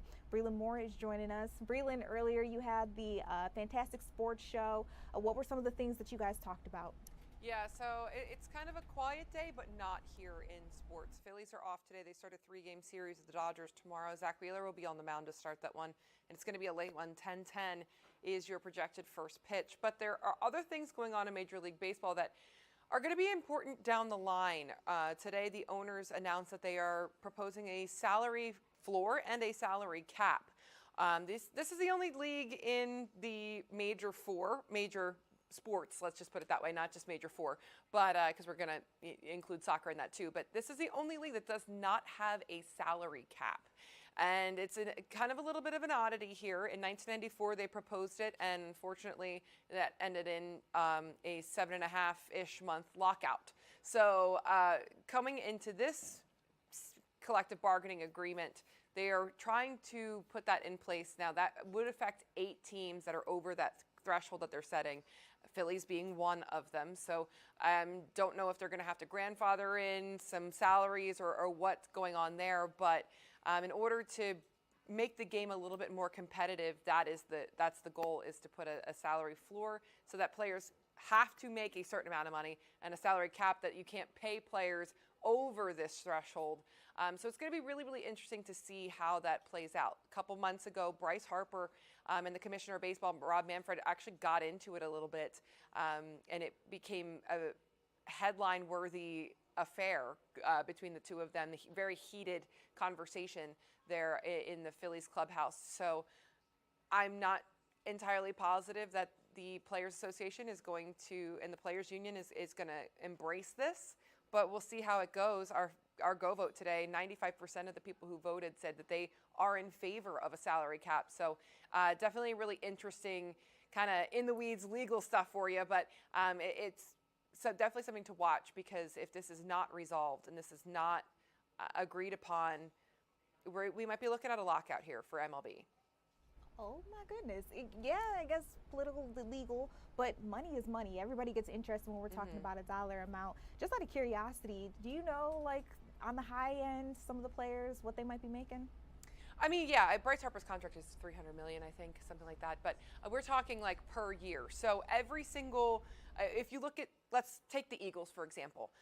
Every single team in the NFL has to adhere to the rules that the NFL and NFLPA, NFL Players Association, have agreed upon in their collective bargaining agreement, and that sets the tone for a salary cap for the entire league. Teams cannot violate that. They have to figure out a way to pay players while keeping within those confines. I think it creates a better product, because the parity of the league is so great. And unfortunately, in baseball, you're seeing a thing, I think with the Dodgers in particular, teams are paying for championships, and it's very successful. So in order to increase competition, they need a salary floor so that these teams just can't just not pay players and have a terrible competitive product. You need to have some sort of threshold down there at the minimum, but then you also need to cap it so that these other heavy hitting teams that are willing to spend that money, especially it coincides with major markets, to be able to make it more competitive and more fair for some of those smaller market teams. The larger market teams need to stop spending and be so greedy with all their players coming in here and winning championships that way. So it's a really, really interesting debate, something that's very, like I said, it's really difficult to break down here on this program in just 5 minutes, but it's definitely something to keep your eye on moving forward, because we might not have some baseball if this gets nasty. Yeah. Larger conversation period that will probably have to happen over weeks, months. Also, we have to see Very what much. happens. So, yeah, very much. Okay, so we're talking about the Phillies. We're talking about MLB. Eagles are off today as well. They're continuing their OTAs though. Yes, so OTAs are continuing on. So they worked the past 2 days. They have off today. They continue tomorrow. That will go until June 2nd. And all of these are voluntary, like we have talked about before on this program. We do not expect to see A.J. Brown, but there are other players that are not in attendance either. Lane Johnson, Jahad Campbell wasn't at the open session. Neither was Jalen Carter. There's a couple of guys. So not to worry on that. The June 9th and 10th, those are the mandatory days. That's mini camp, and they must be in attendance. Now, with the A.J. Brown situation, if he does indeed get traded after that June 1st deadline, well, then, of course, we won't be seeing him June 9th in an Eagles uniform down in South Philadelphia. But that is when all players must report. So there's a few more sessions to go here. And tomorrow, I believe, is not open to the media. I'll have to check that, but I'm pretty sure that was sent out maybe about 5 or 10 minutes before I came out here, that would not be open. But we expected that because they already had availability this week. So, yeah, still working there, and we will see. I guess everybody's on A.J. Brown watch for the next couple days here until something's finalized. Yeah, 100. You're just seeing rumors everywhere, social media, everybody thinking that they know the scoop, and everybody thinking that they know what's in the Kool-Aid, but again, this is going to be one of those things we have to wait and see. Yesterday, you broke the news here on this program about the Philadelphia Union firing their head coach. Just want to do a temperature check here. Was this something that came as a surprise to the sports world? Yeah, I think so. I definitely for me, because he was quite literally the reigning MLS Coach of the Year last year. You can't, like, you win Coach of the Year and you get fired 6-7 months later is pretty astronomical turnaround here.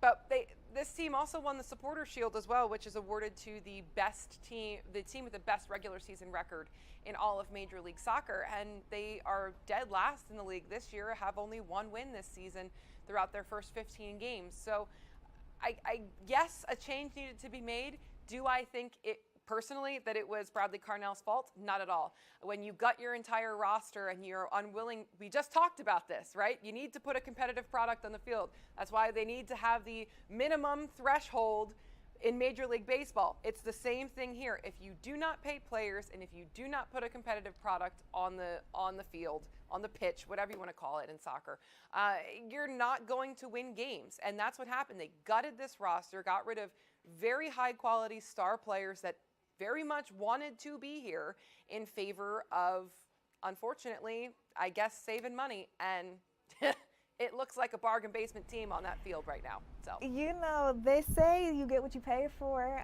Very much. I hate to talk about anybody like that, but it's true. Your payroll is the absolute bottom of the league, and you are at the bottom of the standings. There's no doubt that that's a correlation, and that doesn't necessarily start and end with the head coach. So, nope. We'll see. All right.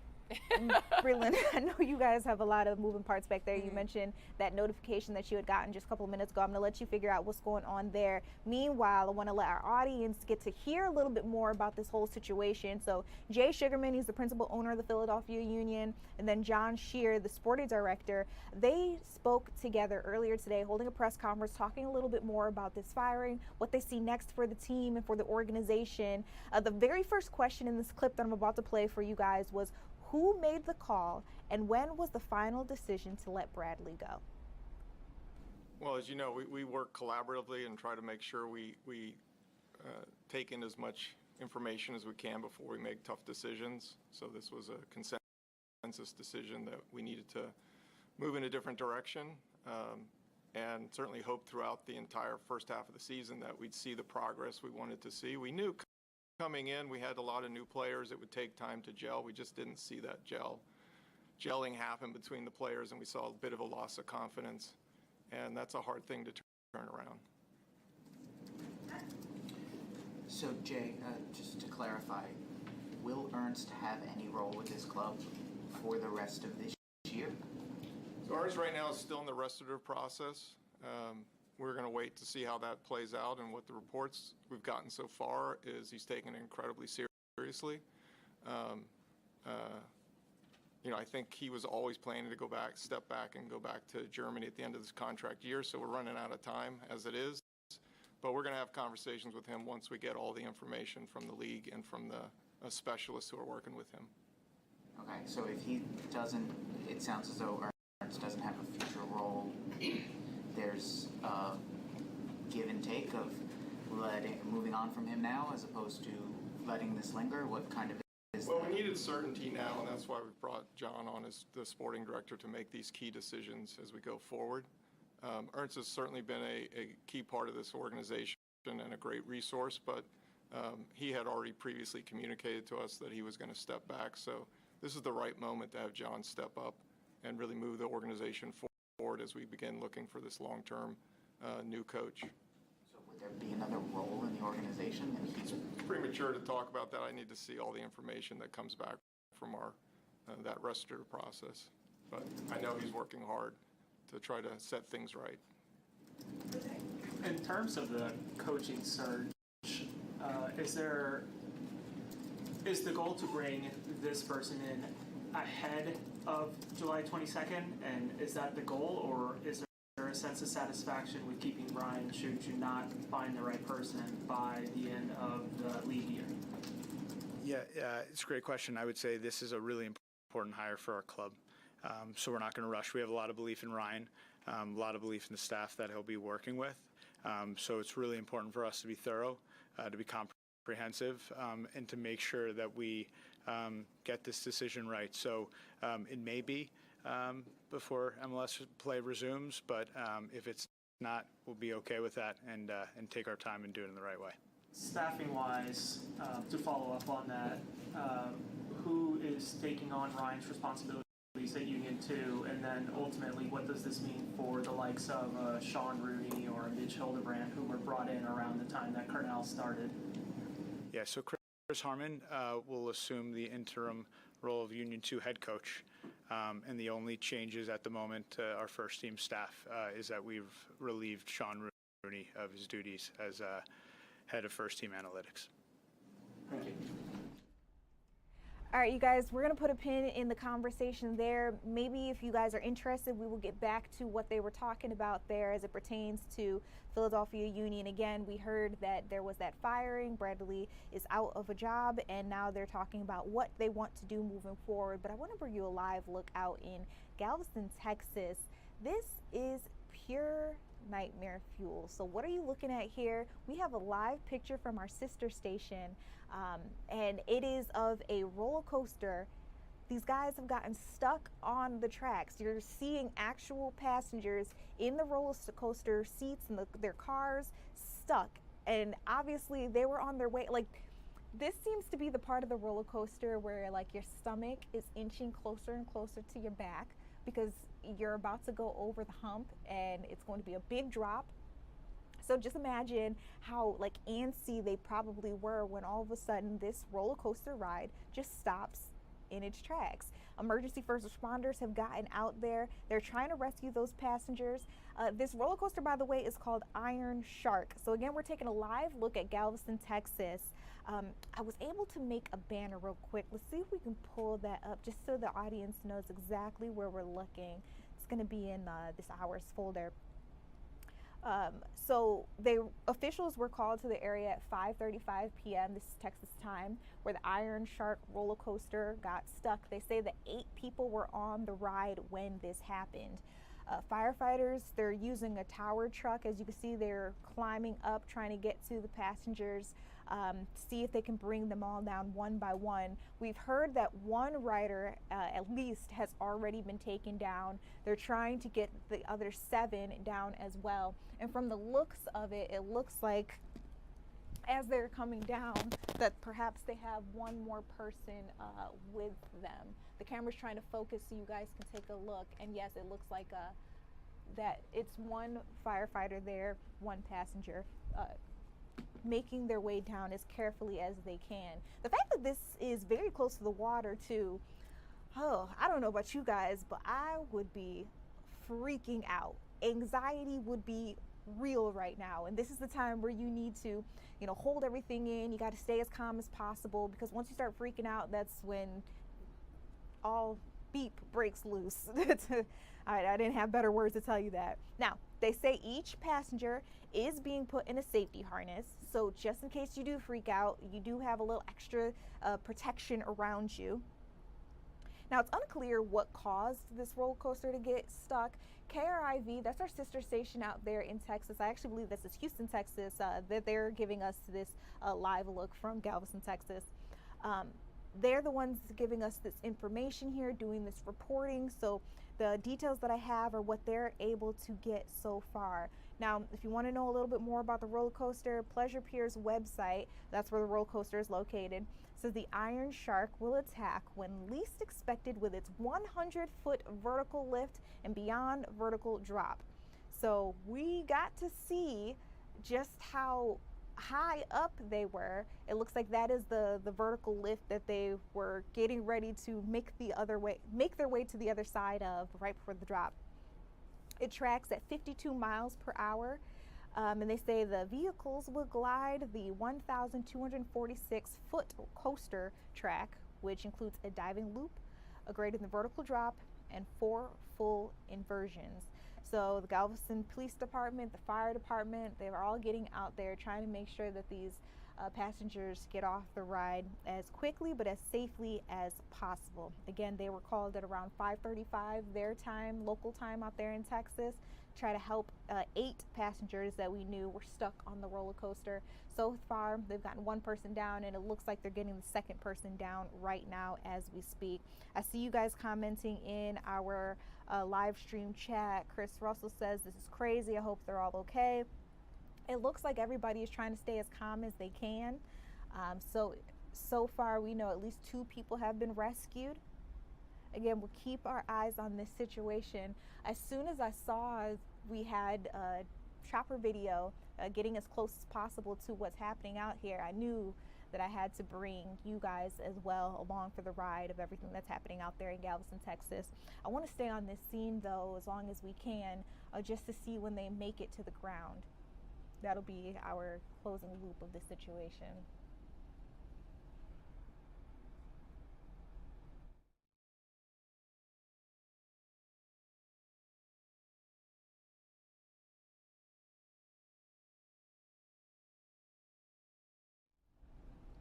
they have almost made it. They're very close. You can see the tops of some of the buildings that they have around there that might be the shack where they do some of the operating out of at that roller coaster. Again, this is Galveston, Texas that we're talking about here. This roller coaster is called the Iron Shark. It got stuck earlier today. 8 people were on the ride at the time. As you can imagine, I mean, it's nice weather out. People just trying to get out, find something to do. You don't expect your day to end with you getting stuck on a roller coaster though. 1 person has been rescued so far. The fire crew got to the scene as quickly as they could. Police department also rushed to the scene.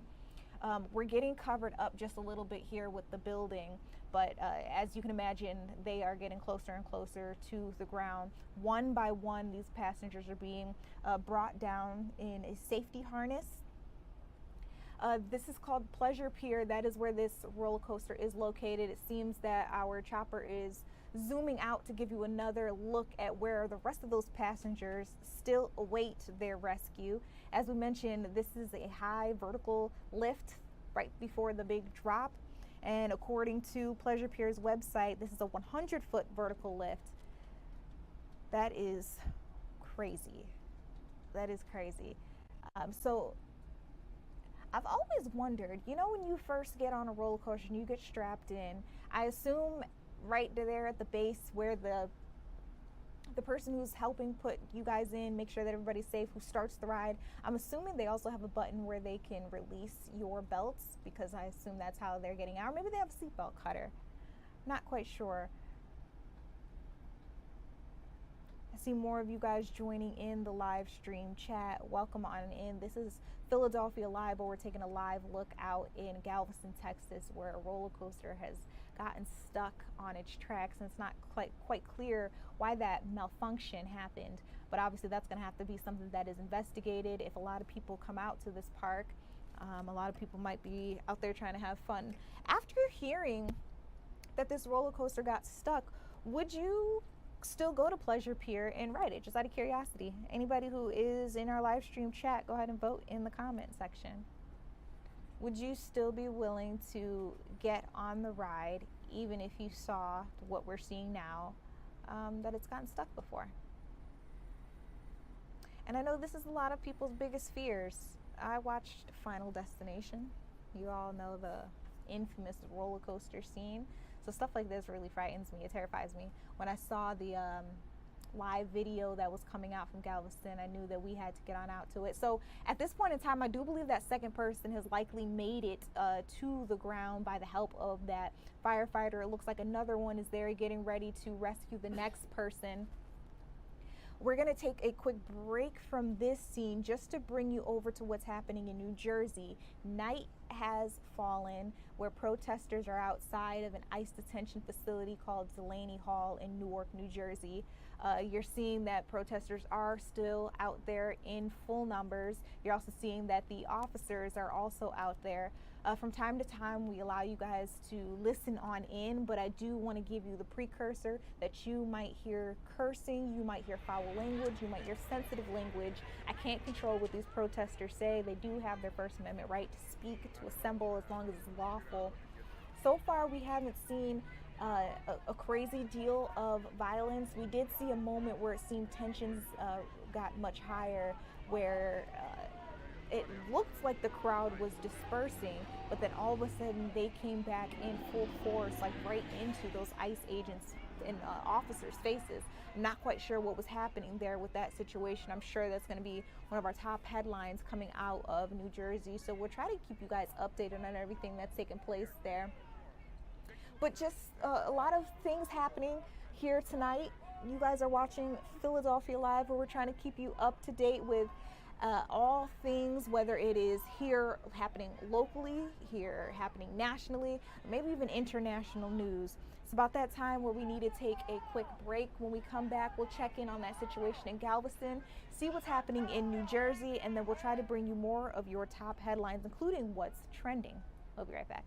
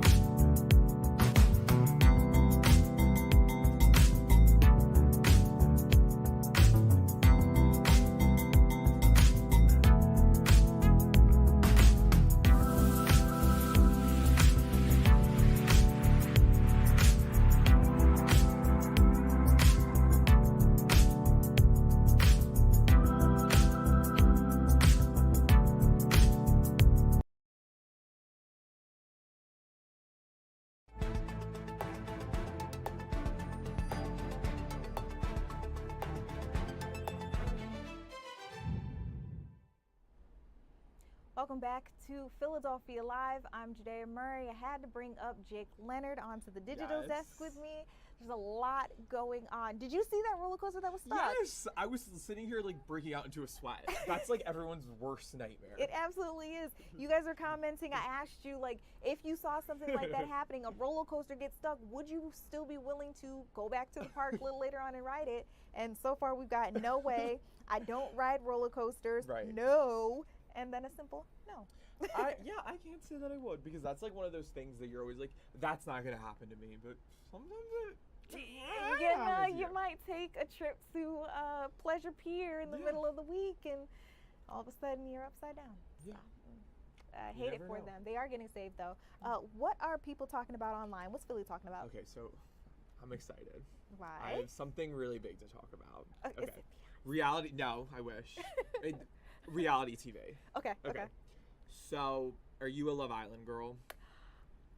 I didn't get into it only because I don't watch Netflix. I know, but I know all the people who are on it though. Okay, well, exciting news. Uh-huh. The season 8 cast list just got dropped. But before we get into that, I wanted to take a look at this. They posted this on Instagram. The official Love Island account had to release a statement basically telling people not to bully the cast. So, let me read it for you. They said, "The villa runs on good vibes, and so does the community. We love seeing your reactions, opinions, and debate, but everyone deserves to feel safe and respected.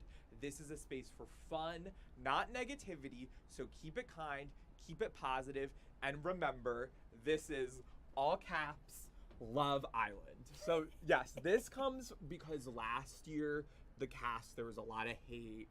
Some people even got nicknames Hurricane Huda.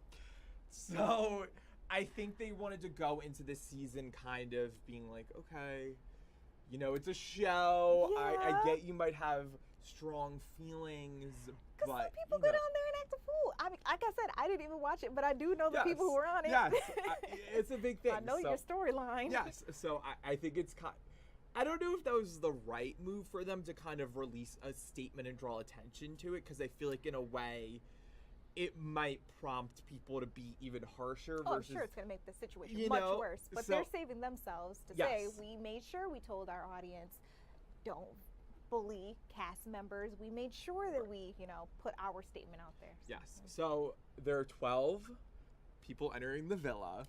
Which new bombshell entered the villa? I'm not going to make you sit through the entire list. Because sad. it's a lot. But there are 2 people with local ties that I thought I would talk about. Oh, okay. Yes. So first up, we have Sincere. I love that name. Yes, me too. Sincere, I believe it's Sincere Raya. So basically, he is originally from the Philly area and was actually a track athlete at Penn State. Between 2020, 2021, he transferred. He went to Miami, Texas Tech, but that's him, you know. And if you look really closely, you can see that going into it, he has around 12K, 11.8 if we're getting specific followers. So it'll be interesting to see how they blow up. We should take bets. I think by the end of this, I don't know what he's going to be like. You said he's an athlete. You know, athletes sometimes get a bad rep. Those bad boys are the ones that everybody goes after. Yes. I'm thinking by the end of the season, like before reunion, maybe 785,000. Wow, that's a lot. It's so interesting because Love Island, I feel like, is such a reality show that these people go on and come out like influencers. Yes. I feel like I see Olandria everywhere. Yes, that's who I was thinking about. She has millions of followers now, and obviously a lot of them go into it with some sort of following, you know, but it really can change your life. So that's the first one who has a local connection. Okay. The second one is Sean. So Sean Raphael, he is hey fellas. yes, he's a police officer in Bethlehem.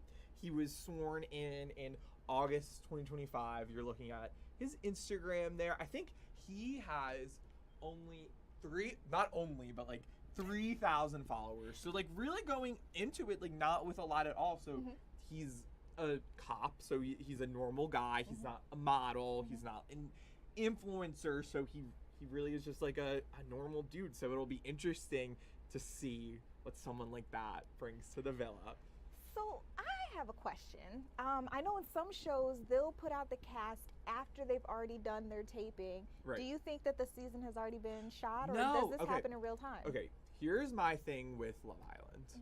It's really hard for me to get into it and commit because it is essentially live. Like, it's not like some shows like Big Brother where it's like they have like live episodes. You're not watching the episode itself live, but the turnaround itself is really quick. So basically each week they have 6 episodes come out. Yes. So like I think there's probably like a day or two buffer just for like the editors to catch up, but like you're basically watching it unfold in real live. time. Yes. So wow, that's a tough job. That's a lot of pressure. Yeah. You got to edit everything correctly the first time. There's probably not many redos. No. But also that means as a viewer, if I miss a week, I'm kind of out the No, loop. that's what I'm saying. Like, it's hard to get into. I'm like the type of person who I'll watch online. So like I'll see like the TikToks and the tweets and stuff, and that's how I'll follow along. I feel like it's hard to, like, 6 episodes a week is a really big commitment. Like, I know it sounds silly because it's like Love Island, but it's like, it's really hard unless you're watching it every single night. It's really easy to fall behind, but. Goodness gracious. Okay, also, what is the exact premise with Love Island? People get eliminated, right? Yes, okay. So Love Island, all these people go into the villa, these young hot bombshells. And so basically it's like at the beginning they pair up. I want to say there's 12 people initially going in, so I think it's like 6 and 6. They pair up, and then like as the show progresses, they have new people come in to try to like take people. And then if you're not in a couple, you get booted off. But then they're like twists. I don't know. Like it is a really fun, like almost like mindless show to watch. Like it's good to have on like in the background, maybe if you're doing laundry or something like that. I find it's like one of those shows that it's like if one of my friends, my roommate's watching it, and I like walk by, I'm like, let me just sit down for like 5 minutes, and then it's like 4 hours later, I'm like, right. That was me in Sex and the City. Yes. I hadn't watched it before like this year, and then all of a sudden I was getting my hair done. Yeah. She had it on, and I said, You're like, oh, what's that? This is a lot. So I don't know. It's always exciting when you have a show as big as Love Island that has like local contestants, because it gives you someone to root for, you know. Good luck to you guys. I hope that you come on, you do what you need to do. Right. I'm rooting for. Who was the second one? You said his name. Sincere was the first one, and then Sean. Sean. Yes. Well, good luck to you too, Sincere. But Sean, I'm rooting for you because as you said, he kind of seems like the normal guy. Yeah. So But I don't know. It's really exciting. I'm sure we'll be hearing updates as the season progresses, but 100%. So and we're hoping to bring you some of those live updates right here on Philadelphia Live. We'll see what happens. Yeah. Obviously, they're going to be pretty busy as the days go ahead. 100%. Goodness, great. Yeah, that was a pretty big trending. Right? I know. Kind of a big deal. I was like, what's trending? And I saw this and I was like, oh, we gotta talk about this. Now, something that I think is starting to take off for us on social media, when I saw this happen live on our air here at Fox 29, I said, this is so Philly. So earlier, Jeff Skversky, he was out covering all things Roots Picnic. A lot of people are getting excited for this weekend. Yes. I still don't have tickets. If you guys have tickets, I'm not ashamed to beg. What do you need me to do for this ticket? Hashtag get Judea a ticket. Get Judea a ticket. Please. But Jeff Skversky has been covering everything that you need to know about what's going on there, the performers, safety, how are you going to arrive, all of that and more. And while he was tossing back to our anchors like in real time, who else did he see but the Questlove? Yes. No way. Yes, he no way. bombed his interview. I want to let you all listen in to what happened there. That's awesome. Hey, and look who I just ran into randomly out here. Questlove from The Roots. What's happening? How you doing? I'm fine. Just taking a gander at it. This is called manifesting a dream. This is unbelievable. How excited are you to have this in this location? Look, when the Roots were like living in Europe, over in London, and we learned what festival culture was, our dream was like, this is back in 93, 94. One day, man, we're gonna bring this to our city. So we always wanted to bring it to the plateau. And, you know, it's taken 19 attempts. And now, when we first started, 3,000 people. And now, you know, 10 times. 80,000, yeah. Yeah, 10 times. Well, you know, the math, yes. A lot, yes. And obviously, last thing for you, you're going to be on stage with Jay-Z. How special will that be?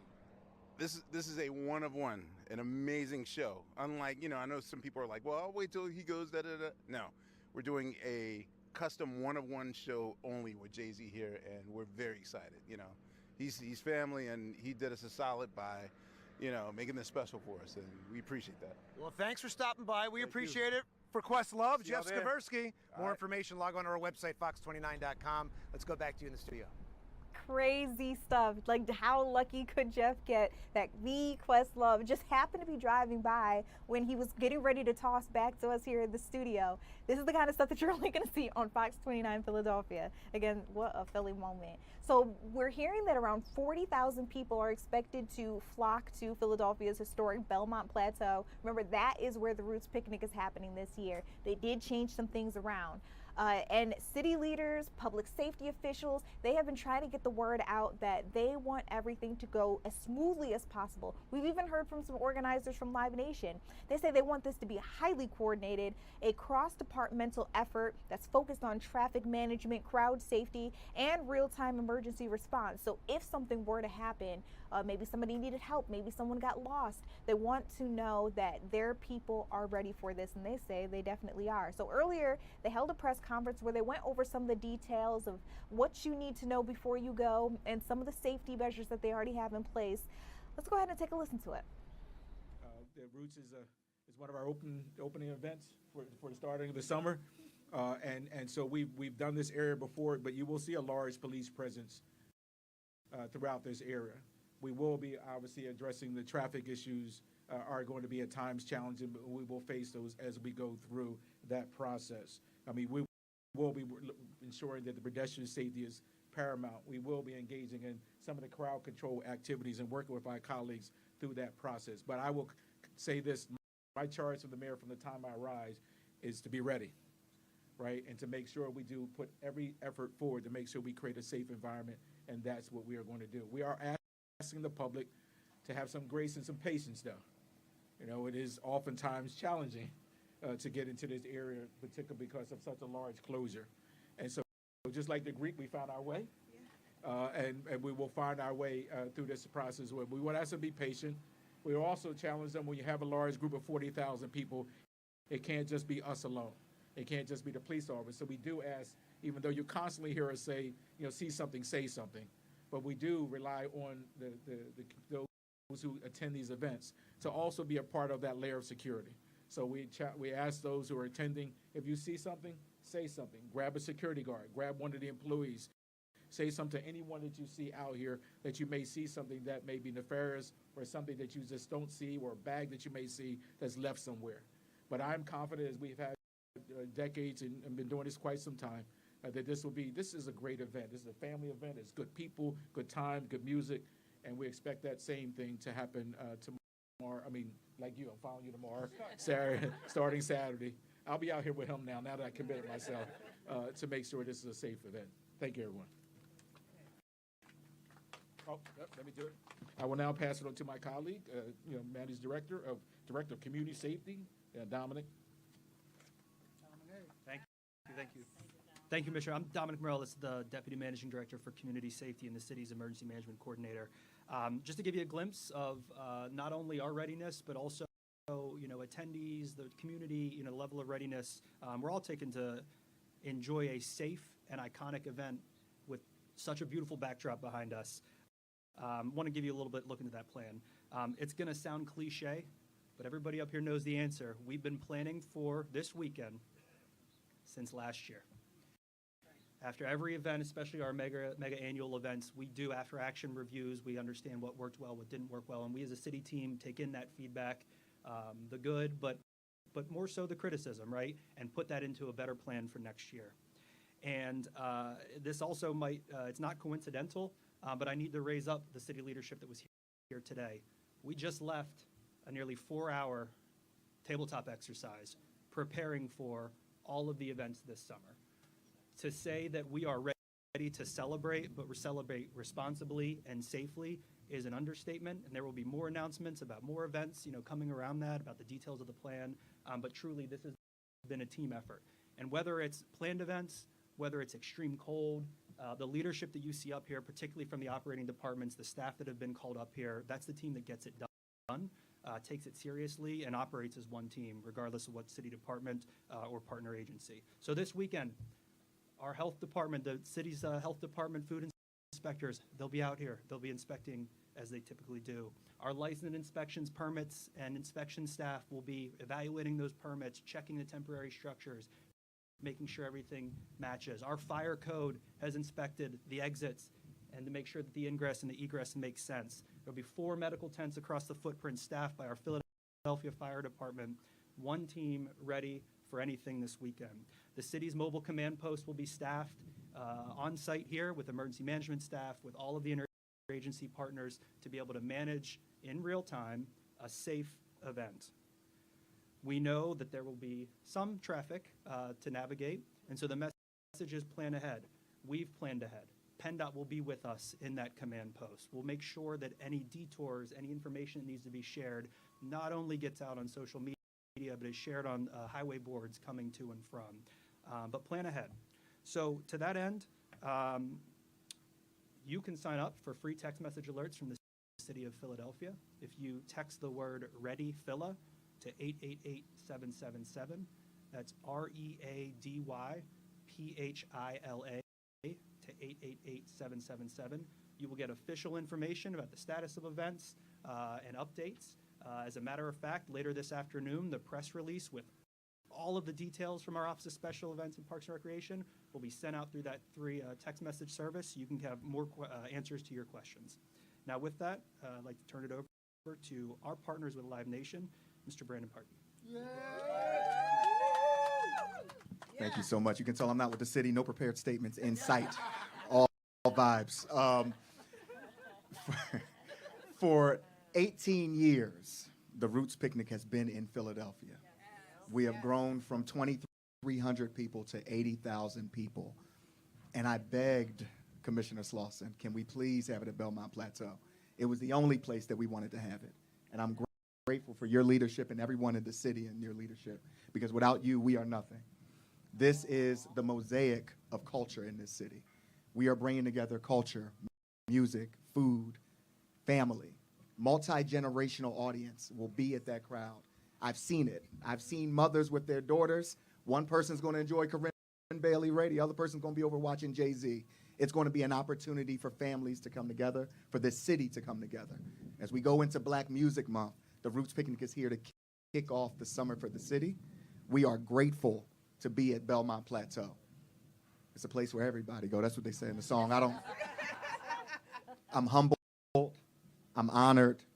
I'm thankful for everyone up here, because we can't do it without you. And the Roots, on behalf of the Roots and behalf of leadership, thank you to the great city of Philadelphia, the #1 city in the world, for having the #1 music festival in the world. Thank you so much. And now, because here I got a script, hold on. I will now introduce Crystal Morris, the president of the Winfield Residents Association.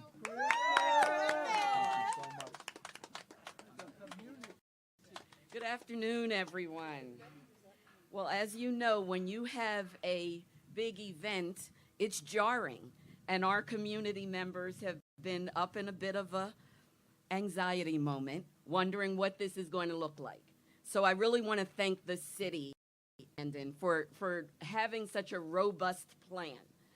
Any question we would have asked was already answered in the presentation. Now, we know that, when you bring a large sum of people together, there are a lot of logistical things that are going to happen, and they've done a fantastic job in dealing with those things.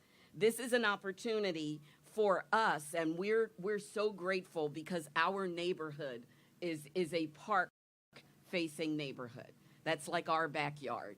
So to be able to have the privilege of having our neighborhood highlighted, of being able to welcome guests into our neighborhood, it feels like we're just having a fantastic family dinner. The challenge being there's not a lot of room at the table, right? So what we're asking for our community members is that we want to pitch in and we want to see what we can do to make sure that this is a successful event. So one of the things you do when you have folks over is you learn how to tighten up a little bit, right? The table is the size of what it is. So it means you might have to make yourself a little bit smaller. So community members, if you have a driveway, we're asking you to park your multiple cars, because we know how we are, in the driveway. And when you do that, that frees up space on the street for our guests to be able to park. We know about the parking wars of Philadelphia. I think there's a TV show about it. We're that bad. So we know we feel like we have more cars than people. We're going to have to figure this out. But we also have to be willing to share. The other thing is we don't want those folks who are coming from all over the world to park in front of our driveways, because then we can't get our cars out. So a great way to solve that problem is park your car across your driveway, and then you have agency. When you're ready to go, you can go, stick a little something in that spot, and when you come back, you can have access to your own property. We're gonna ask you not to call the PPD to have someone towed. They don't have time for that this weekend. They're overtaxed. So you're welcome. I hear you. So one way around that is if it is in fact a private driveway, it's okay to mark it as such. You still have a moment, because what are we at, Thursday? Get on that Amazon and get yourself a sign, no parking, private driveway. You want to make sure that's posted in that everyone can see it, and then that gives you the freedom to call that tow agency and have that car removed if it becomes that bad. Because often we're talking about emergencies. If something happens in your home and you need to get a paramedic in there, you can't have a blocked driveway. So this is really a public safety issue.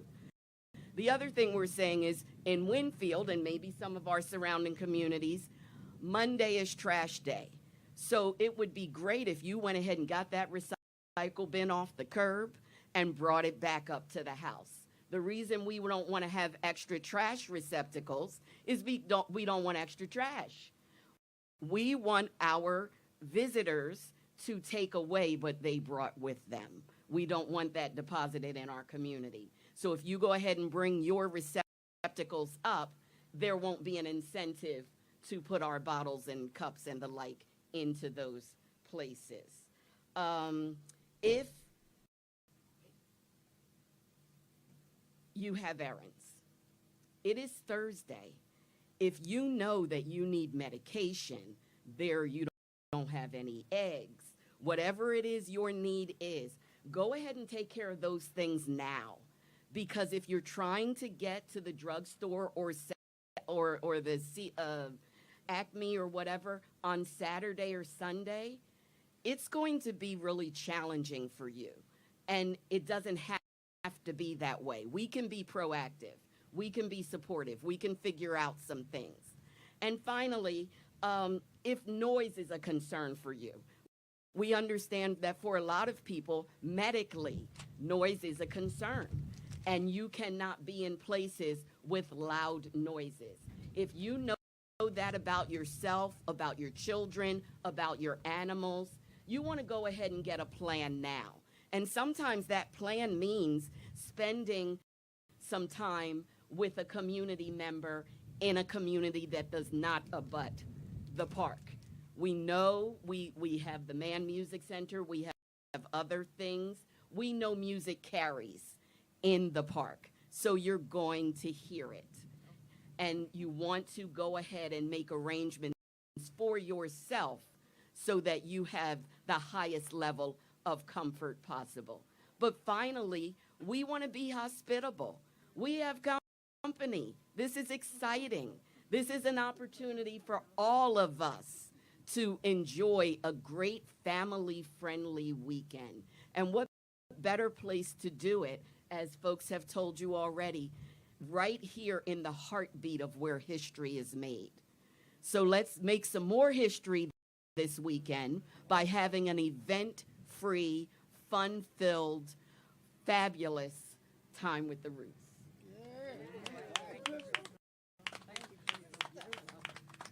Thank you so much, Crystal. We're going to open up for a few questions if there are any. Yes.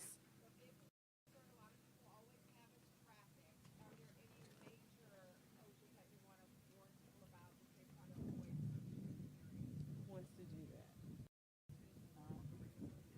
Don. Yep. Yeah, absolutely. So at the risk of missing, right, because a lot of side streets and community streets that our neighborhood knows well, I won't list them extensively. They're in that press release. But we do know, particularly the exit off of 76 here, Montgomery Drive will be closed. I believe that goes into effect Friday evening through the weekend. And so I couldn't have said it better myself. And I think we have a community emergency manager with us about the theme for the weekend is to plan ahead, prepare ahead. So again, that information's through that press release. We'll release that through that Ready Philadelphia system or re-announce that through that Ready Philadelphia system. But yes, there are several in the immediate area. Thank you. You can also go to rootspicnic.com. They've done an amazing job putting all that information out. They wanted to make sure that the community was aware of all the road closures, all the questions that you may have. Please go there. Correct, Brandon? Okay. Any further questions? Yep. Let me get him and I'll come back. Yes.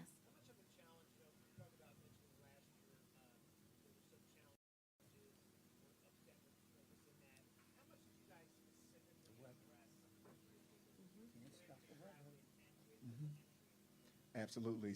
So if the festival ended at 11 p.m. on June 1st last year, we started 11:01 thinking about that. At the end of the day, our primary responsibility was comms. And so we will have consistent communication. We're going to be the TSA of music festivals. We're going to be letting people know consistently every 30 minutes how long the lines are, what you can expect, how many, roughly which line. We have 2 entrances this year. Which entrance is quicker to get in? We want to make sure it's as easy and accommodating as possible for our fans this year. So that's something that we took into effect and took very seriously for all of our paying patrons. Thank you.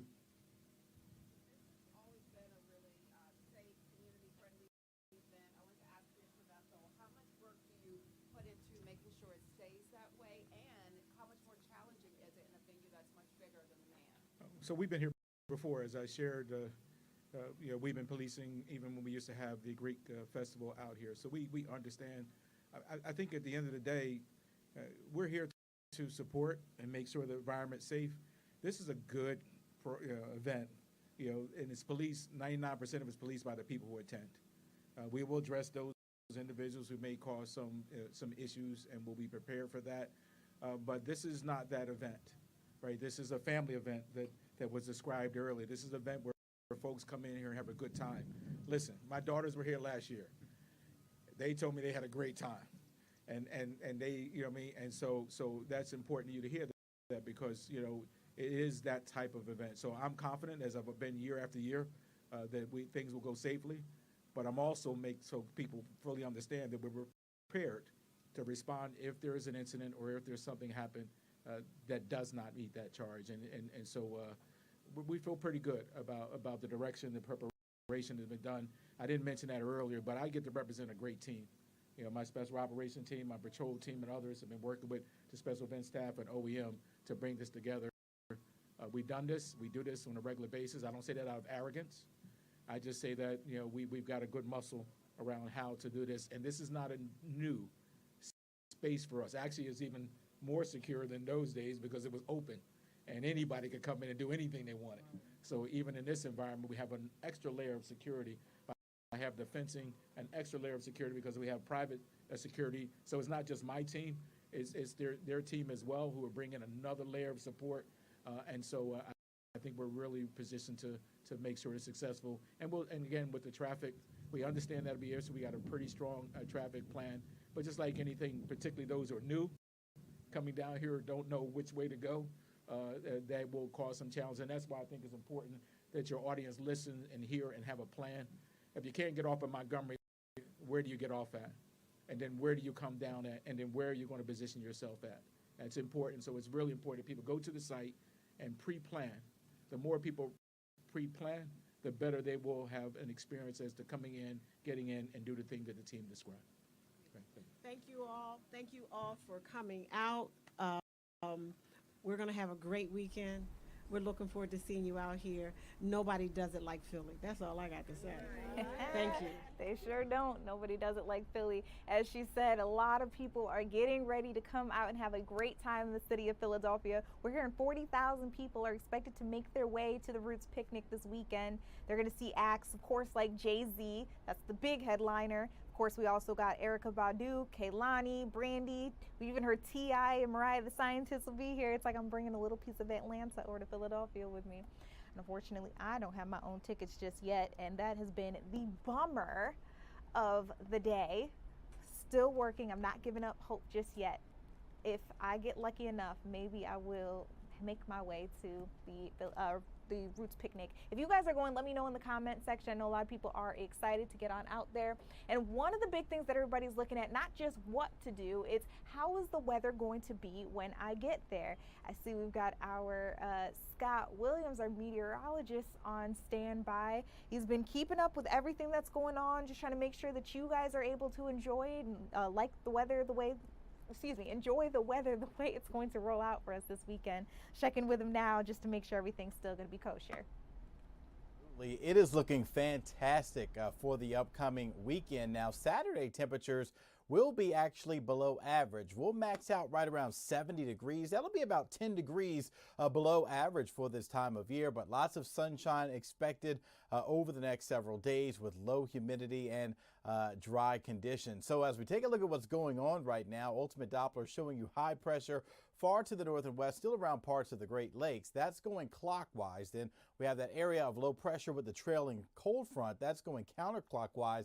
In between, we get that wind tunnel effect. That's why we've had those gusty winds for today. We had gusts 30 to 40 miles per hour. The good news is those winds will be diminishing overnight tonight, so not quite as gusty. And we are looking at clear skies out there for the overnight. So as we take a look at those current winds, these are actual wind speeds, still out of the northwest, anywhere from about 10 to 15 miles per hour.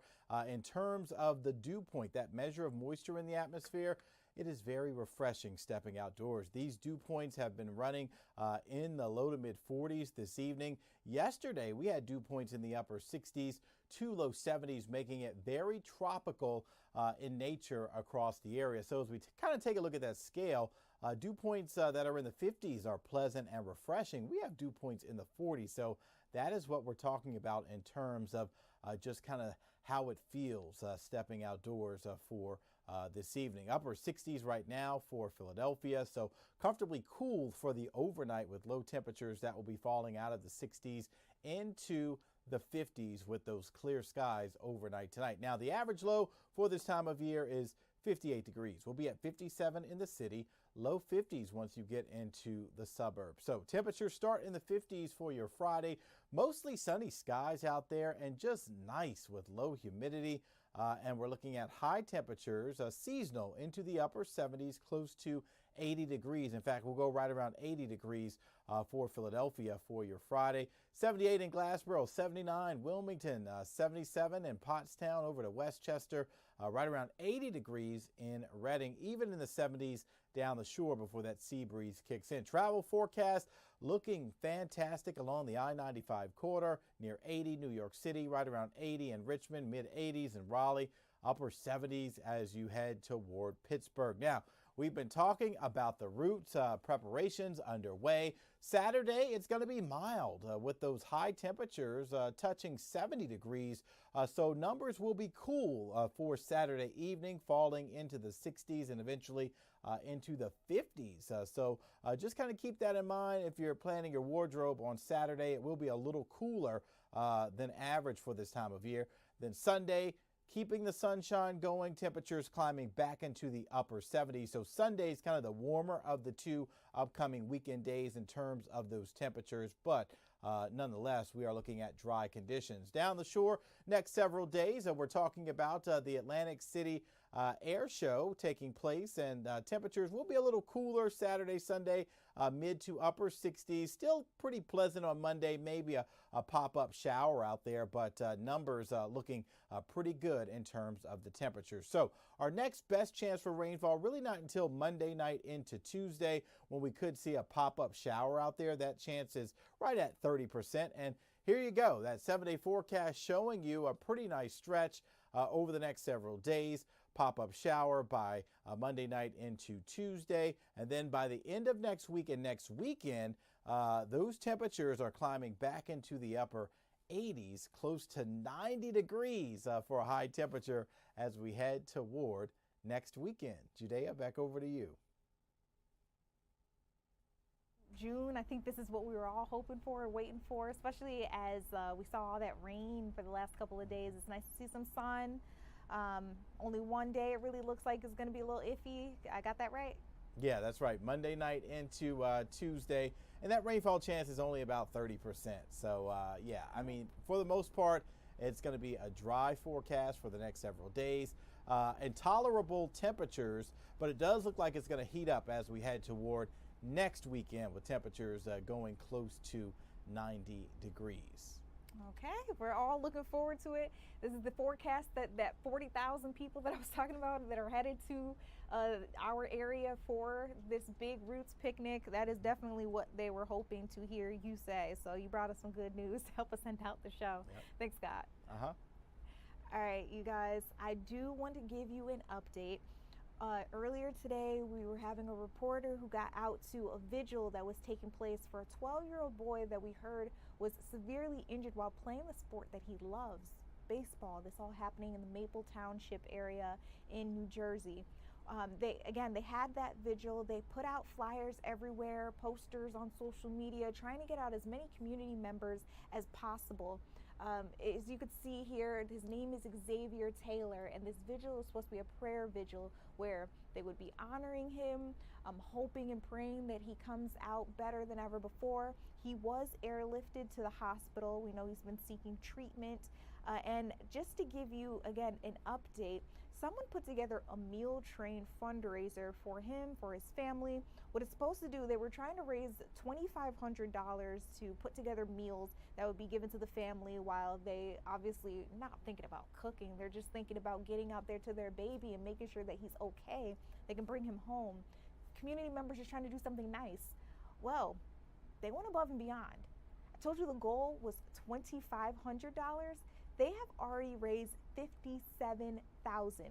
Over 700 people have given their hard-earned money just to make sure that the Taylor family can make it through. Now, obviously, this is not just going to help them with those meals as originally planned, but probably going to help out with those medical costs as well. Again, Xavier Taylor was airlifted to the hospital. They say he was injured while playing baseball. I'm hearing that a baseball hit him in the face while he was out there. So again, we're all of us here are praying for his recovery. That is the latest that we have on that situation there. And if you'd like to know a little bit more about how that community vigil happened, getting to hear a little bit from the people who were there, our Chris O'Connell went out there. He'll have a live report for you available in the 10 o'clock news, so don't go anywhere. Now, when we come back from this break, I want to bring you out to a press conference. We learned a little bit more about a really gruesome, horrible story where a man's body was found in a suitcase in Kensington, that's here in Pennsylvania. We've got some more details on who officials believe did this, and maybe even figure out why when we come back.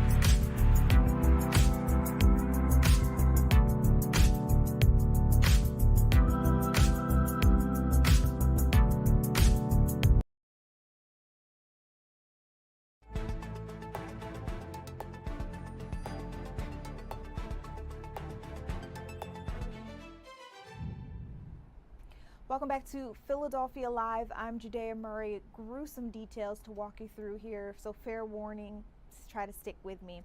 53-year-old Vincent Good's body, parts of his body were found in a suitcase, in a trash bag, and it's being investigated as a homicide now. We know 4 people have been charged with his murder, and that includes his caregiver.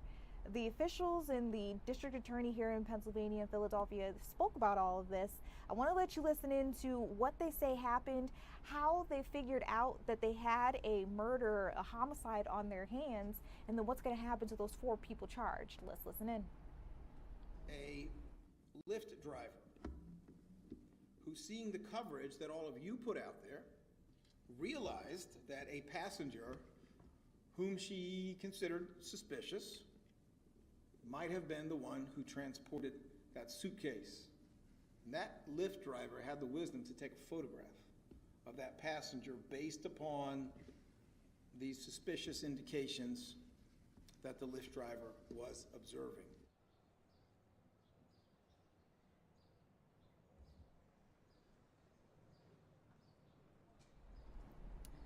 Okay, coming back to me here in studio, that was a snippet of the full press conference where we got to hear some of the details that District Attorney Krasner was able to give us. But we do have an article up on our website, so let's walk through some of those details together. So again, the victim here is 53-year-old Vincent Good, and oddly enough, they also say that he was an amputee patient. They say that he had a caregiver who lived in the same home as him, and Philadelphia police, they were called to that home on the 600 block of Hilton Street around 9:30 a.m. on Friday, and that's where I'll let the officials pick it back up. We have provided this press availability due to rather important developments in a case that the media has already reported involving the discovery of a dismembered person who was killed in a suitcase in Kensington, and then as the result of other information provided, the case being solved and there being charges. I am going to let some of the good folks who are with me provide more of the details, and those good folks include Jeff Hoshinowski, who is Chief of the Homicide Non-Fatal Shooting Unit, ADA Sidney Pope, who is in that unit and has been the one closest to handling it. We have with us, although she may not be speaking today, our Chief of Victim Services, Mariel Dela Cruz. But there is a point I want to make before they get into who the defendants are, what the charges are, the details of how this came to pass.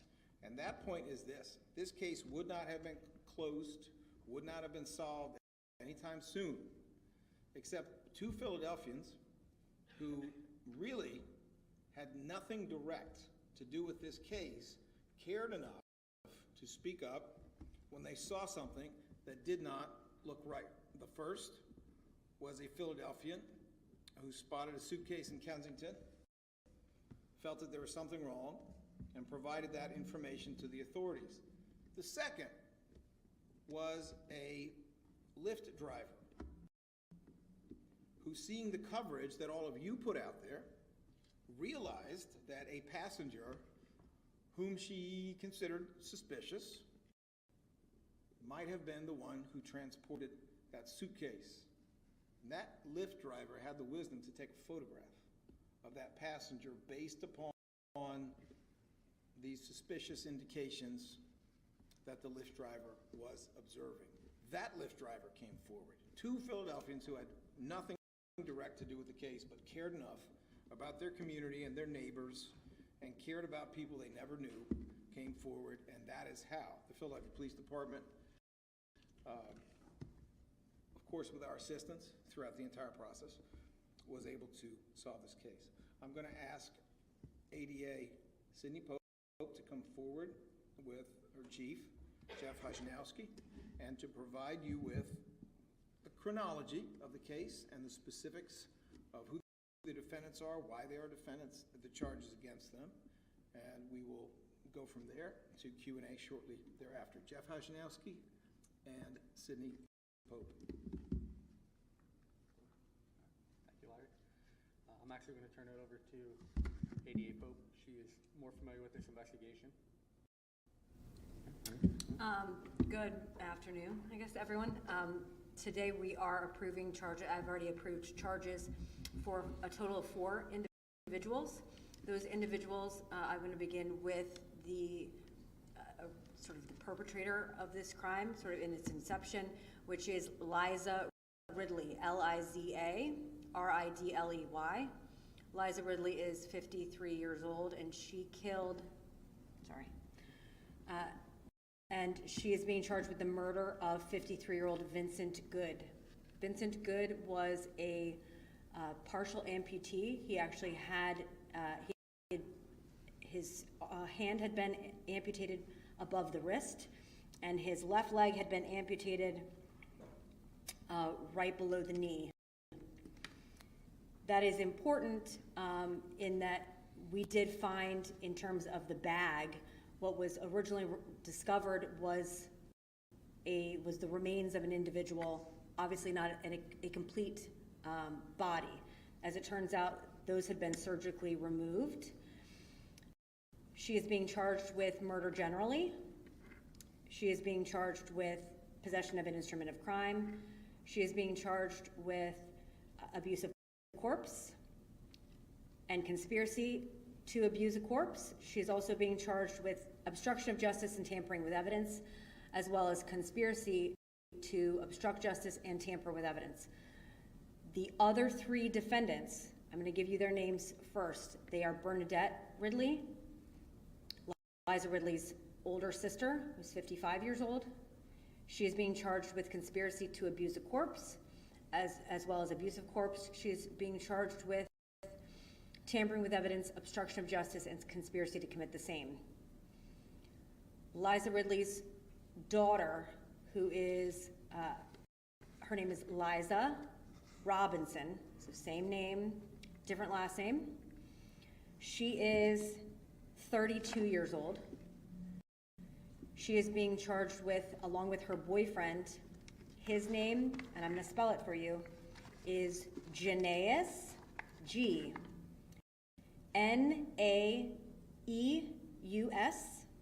Daniels, 33 years old.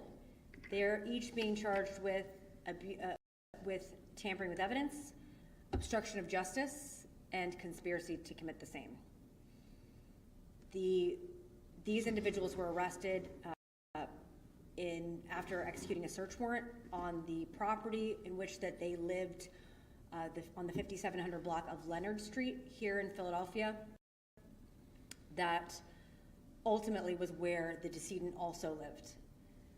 The defendant Liza Ridley, who is being charged with his murder, has also given a full confession after lying to the police on a number of different occasions during the course of the evening last night, as well as into the morning this morning.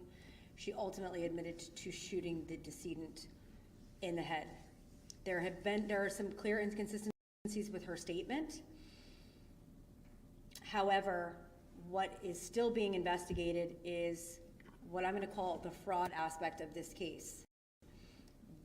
Ms. Ridley was the caregiver for the decedent, Vincent Good. She was employed as such and was being paid. We do not yet have solid information as to exactly how long the decedent has been dead.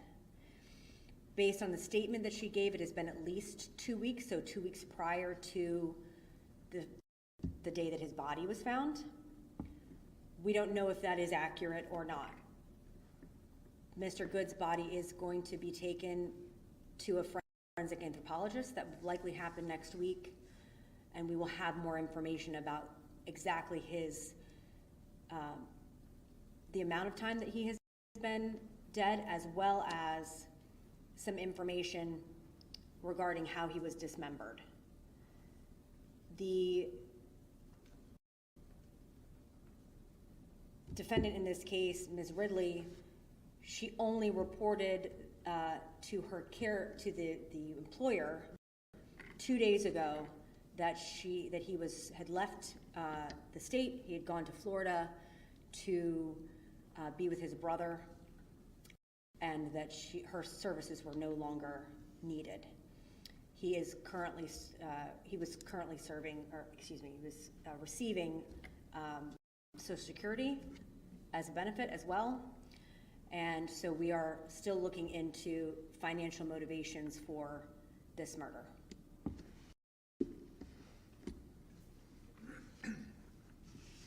All right, thank you very much.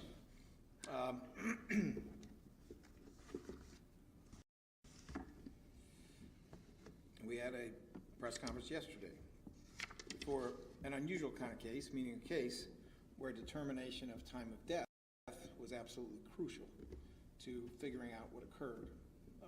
In this situation, timing of death is not as central, but it is, in my opinion, one more indication of how important it is that we have excellent forensics and we have excellent medical examiners who know exactly what they are doing. There is a medical science and a medical art to this. That's very important, and as more information becomes available, it will come out in a courtroom or it will come out in another way. Obviously, we do have to make sure that the comments that we make do not cross any lines, because we don't want to have issues later when it comes time to try the case. I will now call on everybody who's here. Mr. Holden, Channel 3 CBS. Hi there. So we were in the neighborhood and speaking with a man who lives directly across the street. He gave us sort of a summary of an incident last summer where this gentleman was yelling for help, asking that the police be called. He was making statements that he was being beaten by the caretaker. Do we have any sort of an understanding yet of history of police at the house, any sort of, a trail of domestic violence? And I say that because she was also described to us not only as a caretaker, but as a girlfriend. Mr. Holden, I should let the people who know the case best answer your question to the extent that they can. So I'm going to call forward ADA Sidney Pope. You've got to go from the mics here. So first of all, I would just remind you that this is an ongoing investigation. We are absolutely investigating all of those aspects. We have been investigating those same things. Is she also a girlfriend? That is the information that we have as well. Yes. Is there anything else, Mr. Holden? Have they been arraigned yet, bail, anything like that at this point?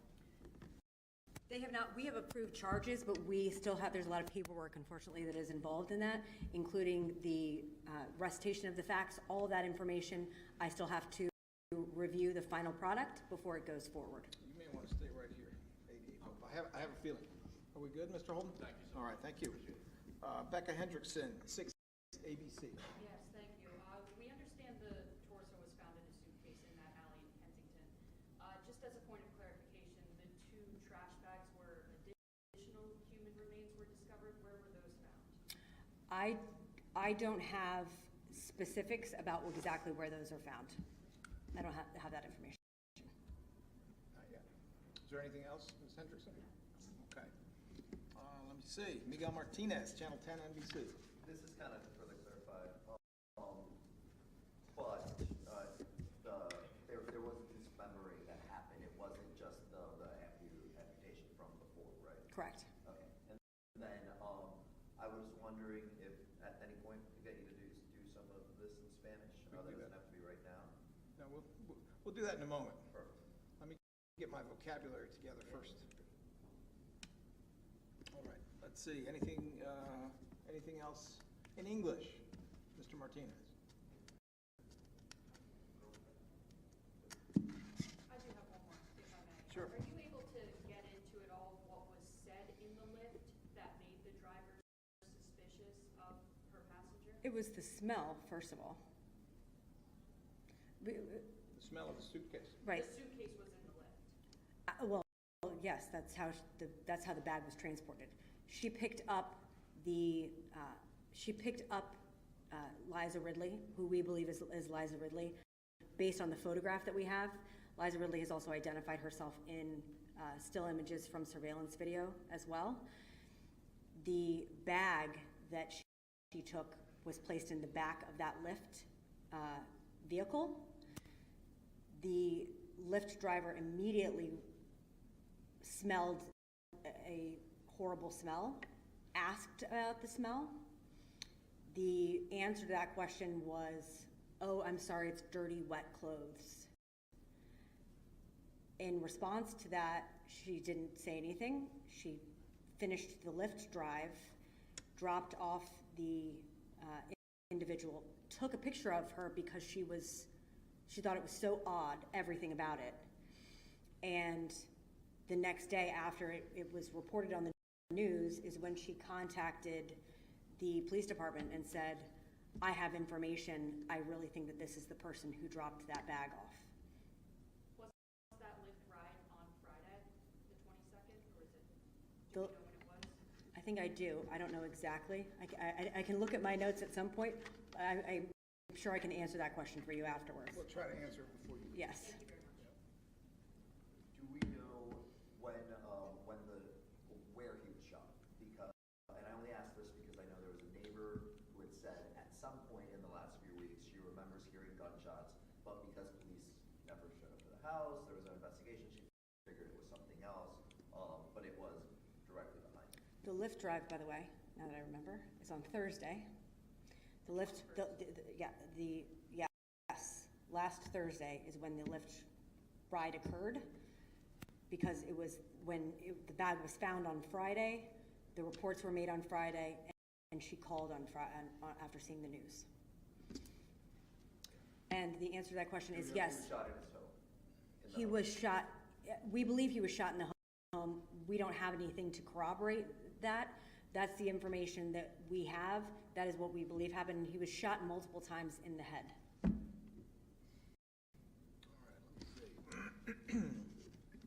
Tina Holgate, Channel 29. Was the Uber driver, she drop her off in the Kensington area close to where the bag was found? Dropped off exactly where the bag was found. Anything else? Jesse Bunch, Philadelphia Inquirer.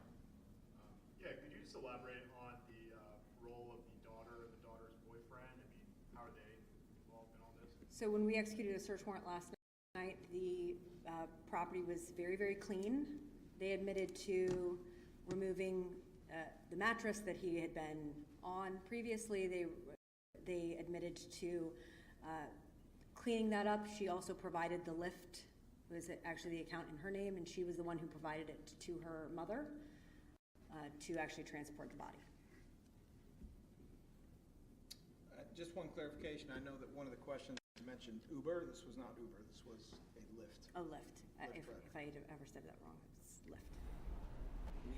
Pretty bizarre details that we're getting in this case. And if you were watching along with us, I saw in the comment section a lot of you guys were trying to trying to keep up with all the different twisting and winding details here. Our Shawnette Wilson is actually putting a report on this tonight in the 10 o'clock news. So tune in with us then. She'll help you make sense of it. We also have an article up on our website. That's fox29.com, as well as the free Fox Local app, where you can read along and maybe get a better understanding of what took place here, who the suspects are, and a little bit more about what they're thinking may have been the motive behind this. Because honestly, just these kinds of gruesome incidents where we're hearing that this person was a partial amputee, there really is no reason why this would have happened. But we'll try to bring you the latest in the 10 o'clock news. Now, I am seeing in Galveston, Texas, they are still working to get people off of that Texas roller coaster that had gotten stuck. So right around 10 minutes ago, we got an indication that 7 of the 8 people had made it off the ride safely. Now, they have been at this working diligently to get those passengers off this roller coaster since around 5 or so their time. So just keep in mind that from Texas time to what we're working on here, the Eastern Standard Time, we're looking at like 2 hours that they have been trying to get these people off of this ride. So what they say happened, this is the Iron Shark roller coaster out at Pleasure Pier in Galveston. They're not exactly sure what caused the malfunction, but they do know, obviously, the riders had gotten stuck. And Skyfox flew over the scene when it was still light outside. You could actually see the car where it had gotten stuck. It was like that incline, the vertical right before the big drop. Each person was brought down by firefighters using a safety harness, as well as, you know, fire trucks. They've got that big ladder with the what do you call it? The basket on top. That's what they were using to get people down. So we do have a statement from Pleasure Pier. They say the ride experienced a malfunction at its initial ascent. However, as designed, it immediately stopped to keep everyone safe. So that was one of my questions. This is me talking here, not the statement. One of my questions was, how did they get everything to stop? Was it the person who was running the roller coaster? Could they hit a button and maybe stop it? I was also wondering how the people were getting out of their seatbelts. So we are hearing that apparently the roller coaster is designed to stop if there's some sort of malfunction. So back to the statement. It says, therefore, we contacted the fire department to assist, ensuring all guests were safely removed from the ride. A thorough inspection of the ride will take place before it is placed back in service. That is from Terry Turney, the COO of Pleasure Pier.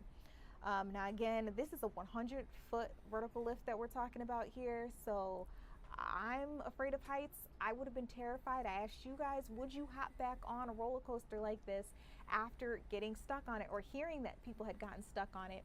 In the comment section, you guys said absolutely not. No, no, no, no. But I know some other people, oh, thank you. Elysium said it's called a bucket ladder. I got the ladder and I got the bucket, put it together, it's a bucket ladder. That's the piece that I was missing on the fire truck. But I asked you guys in the comment section, you let me know how you all felt, and those of you who are just now joining me, you guys can weigh in too.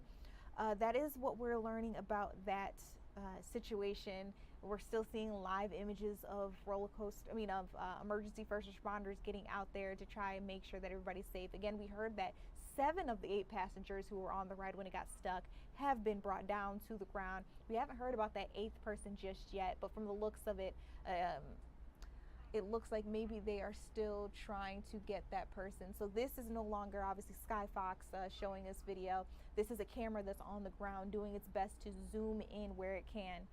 And this is also coming from our sister station, KRIV, which I do believe is Fox 26 Houston, giving us this live image of everything that's going on out there as they try their best to get these people down.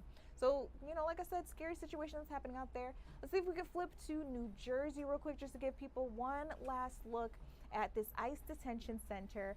This is Delaney Hall out in Newark, New Jersey. Protesters have been at it for hours. Really, they've actually been at it for days. We know that they are concerned that there are detainees in there who are not being treated properly. They say there is a massive hunger strike on the inside of this facility. They also say that some detainees need medical help and aren't getting it, but we're also hearing from the Department of Homeland Security that